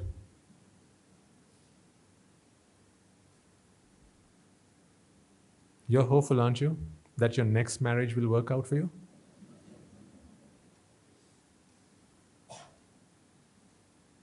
You're hopeful that the next million will work out for you, right?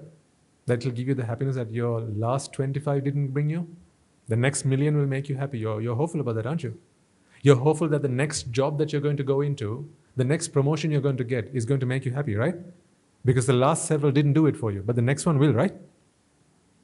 You're hopeful that the next child will make you proud, aren't you?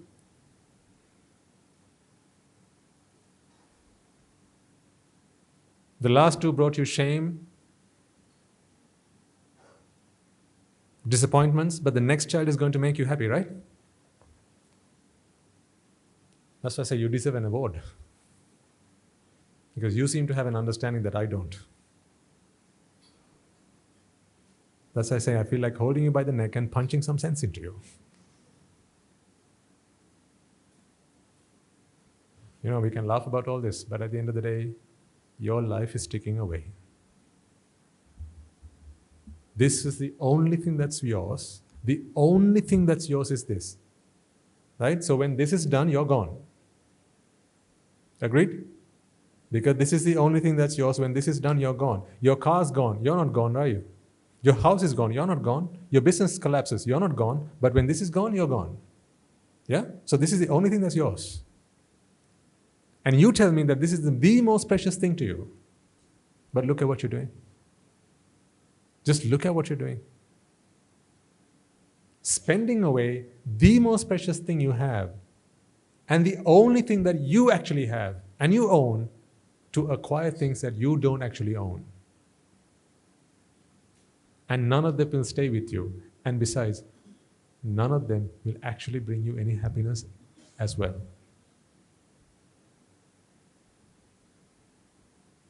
When are you going to understand this?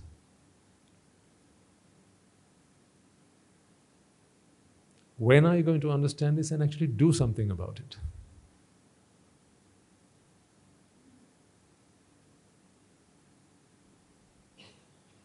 How many more years do you want to mull over this? Ponder over this predicament. How many more years shall we consider? Because while you're considering, this is ticking away. While you're pondering over this, while you're considering this, right, putting it on the balance, what are the positives, what are the negatives? Is Swami Nasi saying, is it actually right? But I've got my money, got my family, got all this, that and the other. Your life is ticking away. Your wife today might be someone else's tomorrow. But look at how many years you've put into, how many years you've sacrificed for her. Your husband today might be someone else's tomorrow. Because that was not yours. The only thing is yours is your life. But you're so happily sacrificing your life for your wife. You're happily sacrificing your life for your husband. Something that is yours today but might be someone else's tomorrow. But what about your life? It's the only thing you have.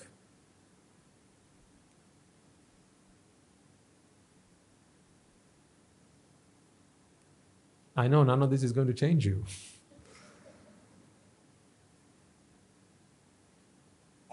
Because you're so determined to make this work for you, right? You're so determined to prove me wrong, aren't you? Wow.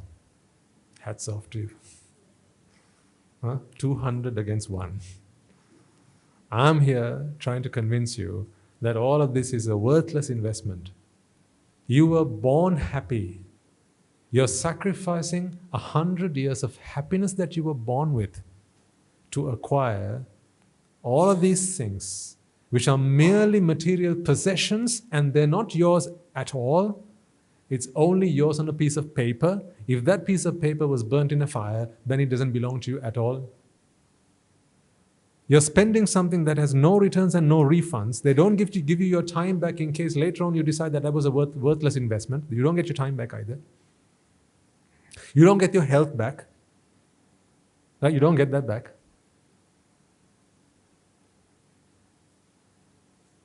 How can you be so audacious? How can you be so bold? Why do you keep thinking that this is going to work out one day? Where's the evidence? What's the proof that you have? The richest people who lived in this world die crying. They weep. They lament. They write in their autobiographies, I wish life were different. I wish there were different circumstances. I wish I had a noble companion in my life. I wish I had a noble friend in my life who would have shown me a different way. People write these things in autobiographies. But maybe those, because it's the last few pages, no one ever gets to read them.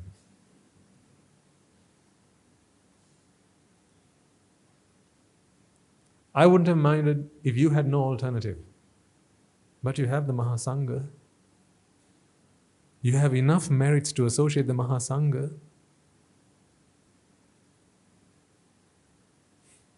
I'm here to bring you the Buddha's message.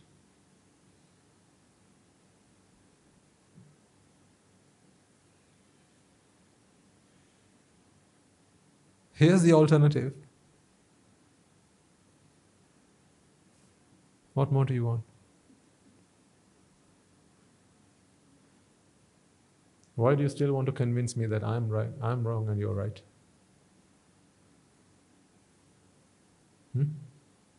Why are you still trying to convince me of that? Don't you care about yourself? Am I the only one who's supposed to care about you?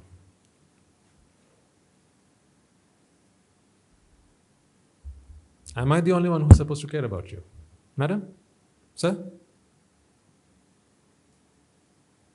Am I the only one who's supposed to care about you? What about your part in this? Why do you feel that the next degree is going to bring you happiness? So you've done your bachelor's, do your master's and you'll be happy. Says who?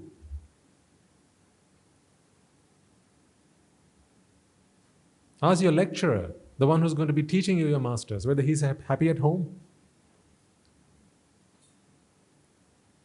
If you fail your exams, he's going to get a pay cut, and so he lives in fear. How can he give you happiness?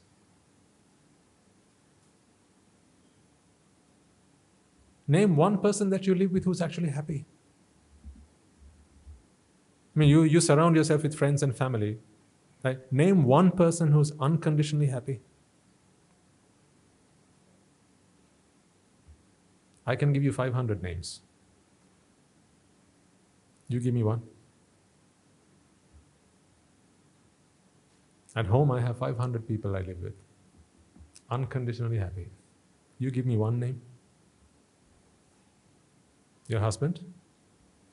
If he was unconditionally happy, he wouldn't be your husband today. Your wife? If she were unconditionally happy, she wouldn't be your wife today. She relies on you for her happiness. Meaning, you can only keep her happy while you're still alive. Give her a guarantee. You know, if you love her so much, give her something so that she can be happy when you're gone. What are you going to give her? A child? What are you going to give her? Give her something that she can be happy with when you're gone. Money? Transfer everything that you have into your name to her name and then she's going to be happy? You think so?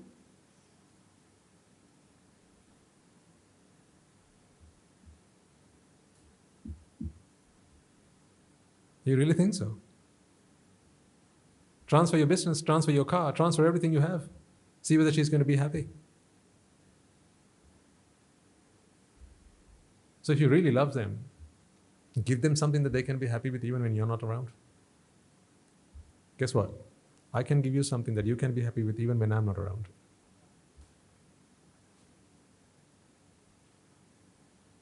That's because I love you. Your happiness should not depend on me being here.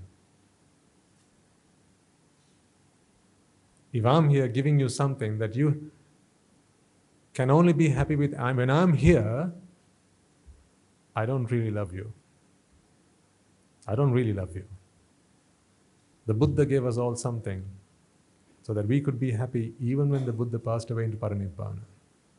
That's why when Venerable Ananda was crying his eyes out on the occasion of the Buddha's passing away, you know what the Buddha said? He summoned Ananda. He said, Ananda, you have been my chief disciple for the last 45 years.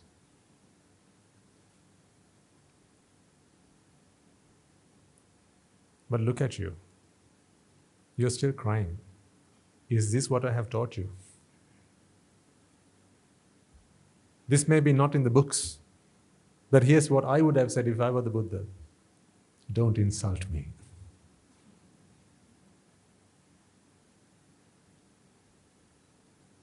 The tears that roll down your cheeks are an insult to my teachings. I didn't teach you something to be sad, to grieve when I pass away. I gave you something so that your happiness is unshakable. So be heedless. Hasten your practice. And before long, complete your perfections and become an arahant. Those were probably the words the Buddha gave to Venerable Ananda. There were many other Rahatan Mahanses in the area. in the vicinity, none of them were shaken because they had all become sons of the Buddha. They had all inherited the true legacy of the Buddha.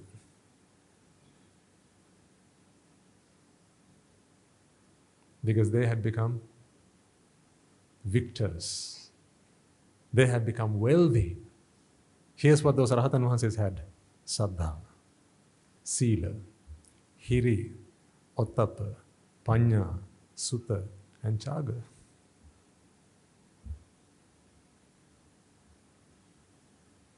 So I ask you again, am I the only one who must care about you? What about you? You are sitting on a ticking time bomb. You've come into this world with a 100-year lease of happiness, and you're expending your happiness to acquire material things, none of which you can take with you when you go. They won't bring you happiness because they don't inherently have happiness within them. Any happiness you experience is not really happiness, it's merely pleasure. Pleasure is simply relief from vexation, the longing that you wait for it, and the urge that you have that as you wait for it, and the frustration that builds up when you wait for it, and then finally you acquire it, you are relieved from that. That is the pleasure that you experience when you acquire any of these things. So they don't have any happiness to offer you on a plate, but you keep spending many decades of your life trying to acquire those meaningless things. Meaningless not because a car can't get you from A to B, meaningless because it can't give you happiness. What you exchange for happiness is not happiness. You're fooled. It's a terrible exchange rate. It's the worst there is. You're exchanging happiness for fear, for grief, for sorrow. I'll end on these words, ladies and gentlemen. The Buddha says on one occasion, if there was a modicum of happiness in this world, just a modicum of it, just a tiny fragment of it, as much as a grain of sand, if there was the tiniest bit of happiness anywhere to be found on this earth, Buddhas would not arrive. Buddhas would not walk this earth if that was so. Ananda, there is not the tiniest fragment, not the tiniest bit, not a modicum of happiness to be found anywhere in this world. And that is why this earth needs Buddhas from time to time to come along and teach human beings that happiness can only be found within.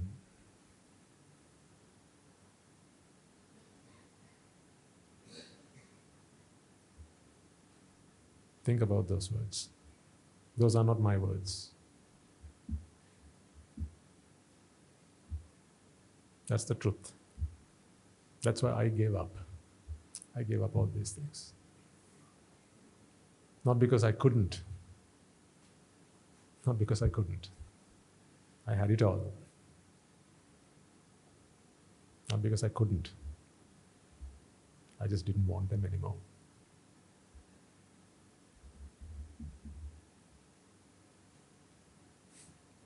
I just want all of you to be happy. You can't buy happiness.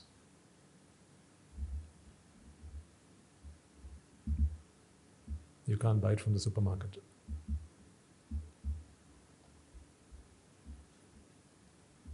You can't buy happiness by putting a ring on someone else's finger. You can't.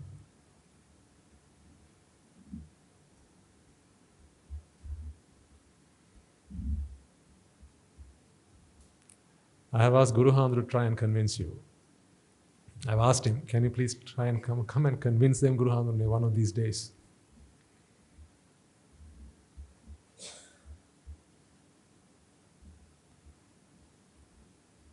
I said, somehow I'm failing, Guru Handru. I don't know what it is I'm doing or I'm not doing, but... So he keeps reminding me, don't keep your expectations. He says, do your part, but don't expect. But I look at you and mothers and fathers of my previous lives, it's hard not to expect, but that is the truth. Ultimately, I mustn't expect. But I keep asking him, can you come along one of these days and try and talk to them so that they can see the light? He said he will. He said he would come one day. But he asked me, are you sure they want to be saved? He said, are you sure they want to be saved, or are they just pretending that they want to be saved? In other words, what he's asking me is, if I teach them the truth, if I convince them that this is the truth, will they be willing to wake up from their dreams? Or have they become too comfortable in their own dreams that they don't want to be woken up? I said, no, Guru Hamdra, it's not like that. They all want to be saved. Maybe I'm just missing the trick. So why don't you come and try it? So he said he would.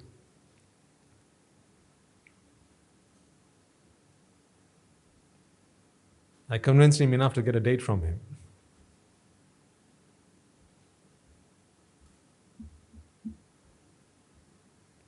So here's the deal. Before you come on that day, I want you to write off all your property to everyone else. Right? Pay off all your debts. Write off your property, right? Whoever you want to write it off to, so that you come here as a free man. If you have a daughter who is of age and has to be given away in marriage, arrange the wedding or the next couple of next few days. Right? Give her off, give her away, give your son away, sort out your property, do all that, and make yourself available. So that once he's here and he preaches to you, and if you understand what I'm trying to convince you, if you understand with conviction, then don't delay. Because time is not on your side. The day after Mr. Daniel's ordination will be the 18th of August.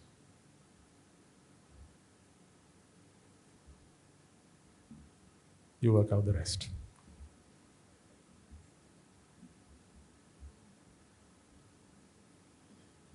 Okay? I haven't said anything. The day after Mr. Daniel's ordination is the 18th of August, which is a Sunday. You work out the rest.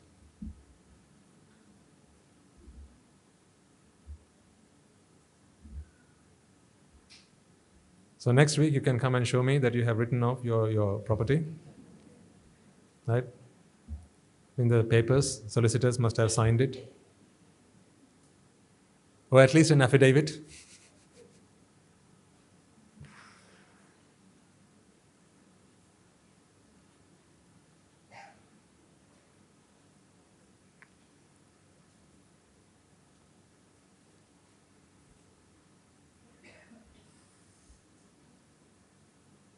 We'll see you then. Okay? I'm doing all I can.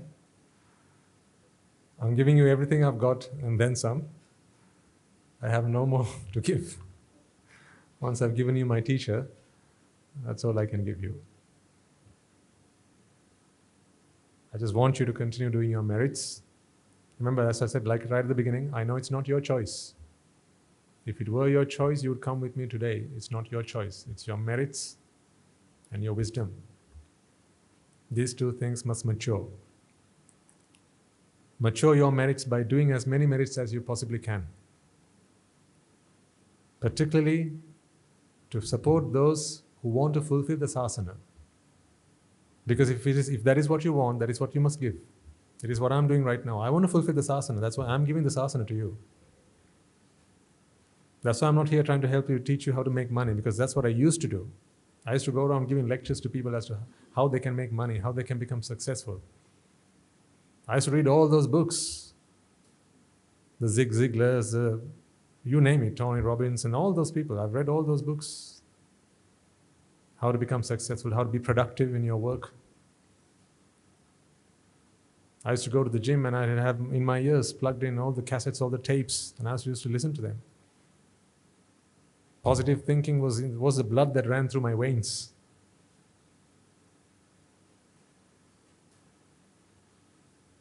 The rich dads and the poor dads, that was my philosophy.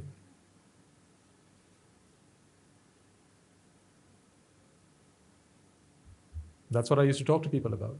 I used to give talks like this.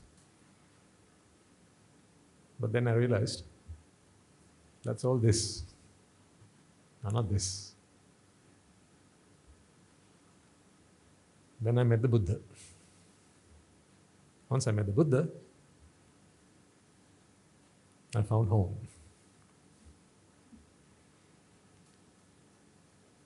Right, we have an arms round to go on. Because today you're giving the gift of giving, aren't you? And the sun is out. So far so good. So before God decides that those poor people are not rich enough, let's wrap up for the day and bring today's sermon to a close. So once again, I want you all to rejoice in what you're offering today. Yeah? Today you're not going to offer Swami Nuha's alms food into his alms bowl, but what you're offering is the opportunity for many people out there who have hardly anything at all. Not in a million years they might be able to come and sit down where you are and listen to a sermon. But we can try and do what we can to bring that day closer to them. Let me leave you with this quote. Actually, I don't think it's a quote, I just made it up. Our purpose in life is to be God's angels. God wishes to do good to His people. Our task is to help people, to bring people closer to God, so that He can help them, show them His love, look after them. Now those might ring one way for those who understand it in biblical terms. In the terms that we describe this, God is essentially their merit power. People have merits that they have acquired throughout samsara.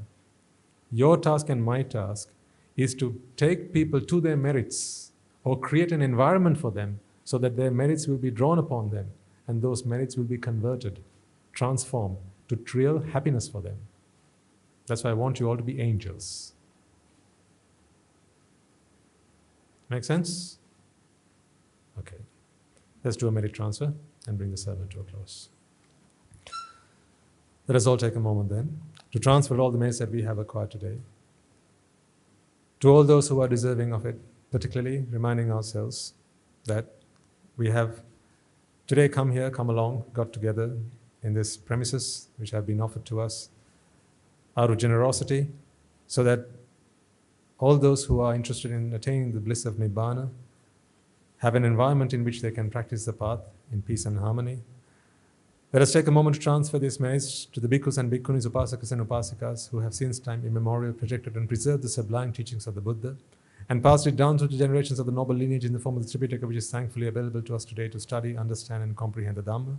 Let us take a moment to transfer these merits to the monks and nuns resident in your local temples and nunneries who have always been by your side through thick and thin, come rain or shine. Let us also transfer this message to Guru Swami Nuhanse, as well as all the monks resident at the monastery and the anagarikas and anagarikas attached to the monastery. Let us also take a moment to transfer these messages to those who make great efforts to disseminate the teachings of the Buddha, be that by transliterating these talks, sharing them out with others, or inviting others to join them. May they all rejoice in these merits. Let us also transfer messages to those, to our friends of the monastery, our devotees who, for the sake of merits to help them attain the supreme bliss of Nibbana, continue to sustain the Mahasangha.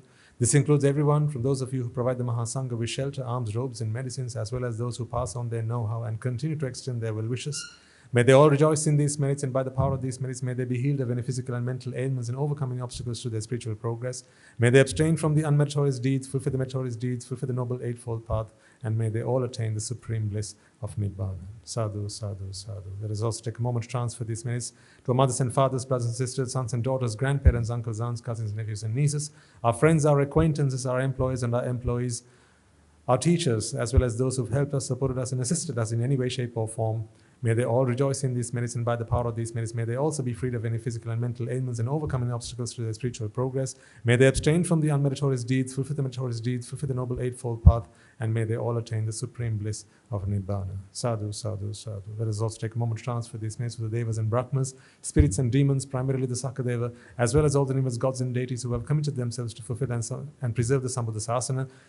Let us transfer these merits to our guardian deities who keep a watchful eye over us and keep us out of harm's way. May by the power of these merits they prosper in divine power and wisdom. May they abstain from the unmeritorious deeds, fulfill the meritorious deeds, fulfill the noble eightfold path, and may they all attain the supreme bliss of Nibbana. Sadhu, sadhu, sadhu. Let us also take a moment to transfer these merits to those who passed away in our name, our loved ones, our forefathers, and our ancestors, reminding ourselves that it is in their blood, sweat, and tears today we are able to enjoy the comforts of life and practice the path in peace and harmony. Let us also transfer these merits to the members of the armed forces as well as the police force who sacrificed their lives to protect the peace and harmony of our nation, as well as those who lost their lives in the war, be they friend or foe. Let us transfer these merits to those who lost their lives to natural disasters and calamities such as tsunamis and earthquakes, landslides, pandemics, fires, and so on, reminding ourselves that in this infinitely long journey of samsara, they will all have been mothers and fathers to us, friends to us, acquaintances to us. They will have helped us, supported us, and assisted us in any way, shape, and form possible and available to them. Out of compassion and an abundance of gratitude towards all of them, let us transfer all the merits we have acquired to all. May by the power of these merits, if any of them have been born in the woeful planes, they redeem themselves to be born in the blissful plane. May they abstain from the unmeritorious deeds, fulfill the meritorious deeds, fulfill the noble eightfold path, and may they all attain the supreme bliss of Nibbana. Sadhu, sadhu, sadhu. And finally, may by the power and blessings of all the merits we have acquired throughout the day, we be able to witness the advent of many hundreds of thousands of Arahants on this blessed land. And may you and I, and everyone who's helped make this program a success, become a Rahatan Mahanse or an Arahat Theranin Mahanse in this life itself and in the era of the Gautama Supreme Buddha itself. Sadhu, sadhu, sadhu. May the blessings of the Noble Triple Gem be with you all. The members of the Mahasangha will now transfer their blessings to you. Ragaginneng nidatva Dveshaginneng nidatva Mohaginneng nidatva Nibbāna parama sukhayan Sukhitara vedva Nibbāna parama sukhayan Sukhitara vedva Mamada siyalo loka siyalo satvayo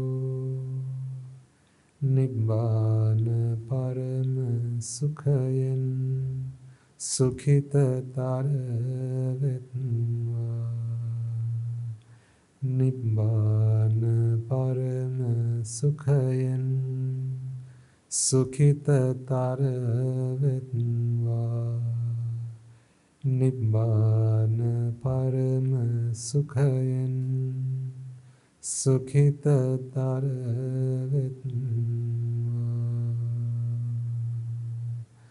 Ragagini niveva Dveshagini niveva Mohagini niveva Nivan sapadeva Nivan sapadeva Nivan sapadeva Tunurange suvisi ananta mahaguna belen Silu loka silu sattayoma Nibbāna parama sukhayan sugita tarvetva Sadhu, sadhu, sadhu.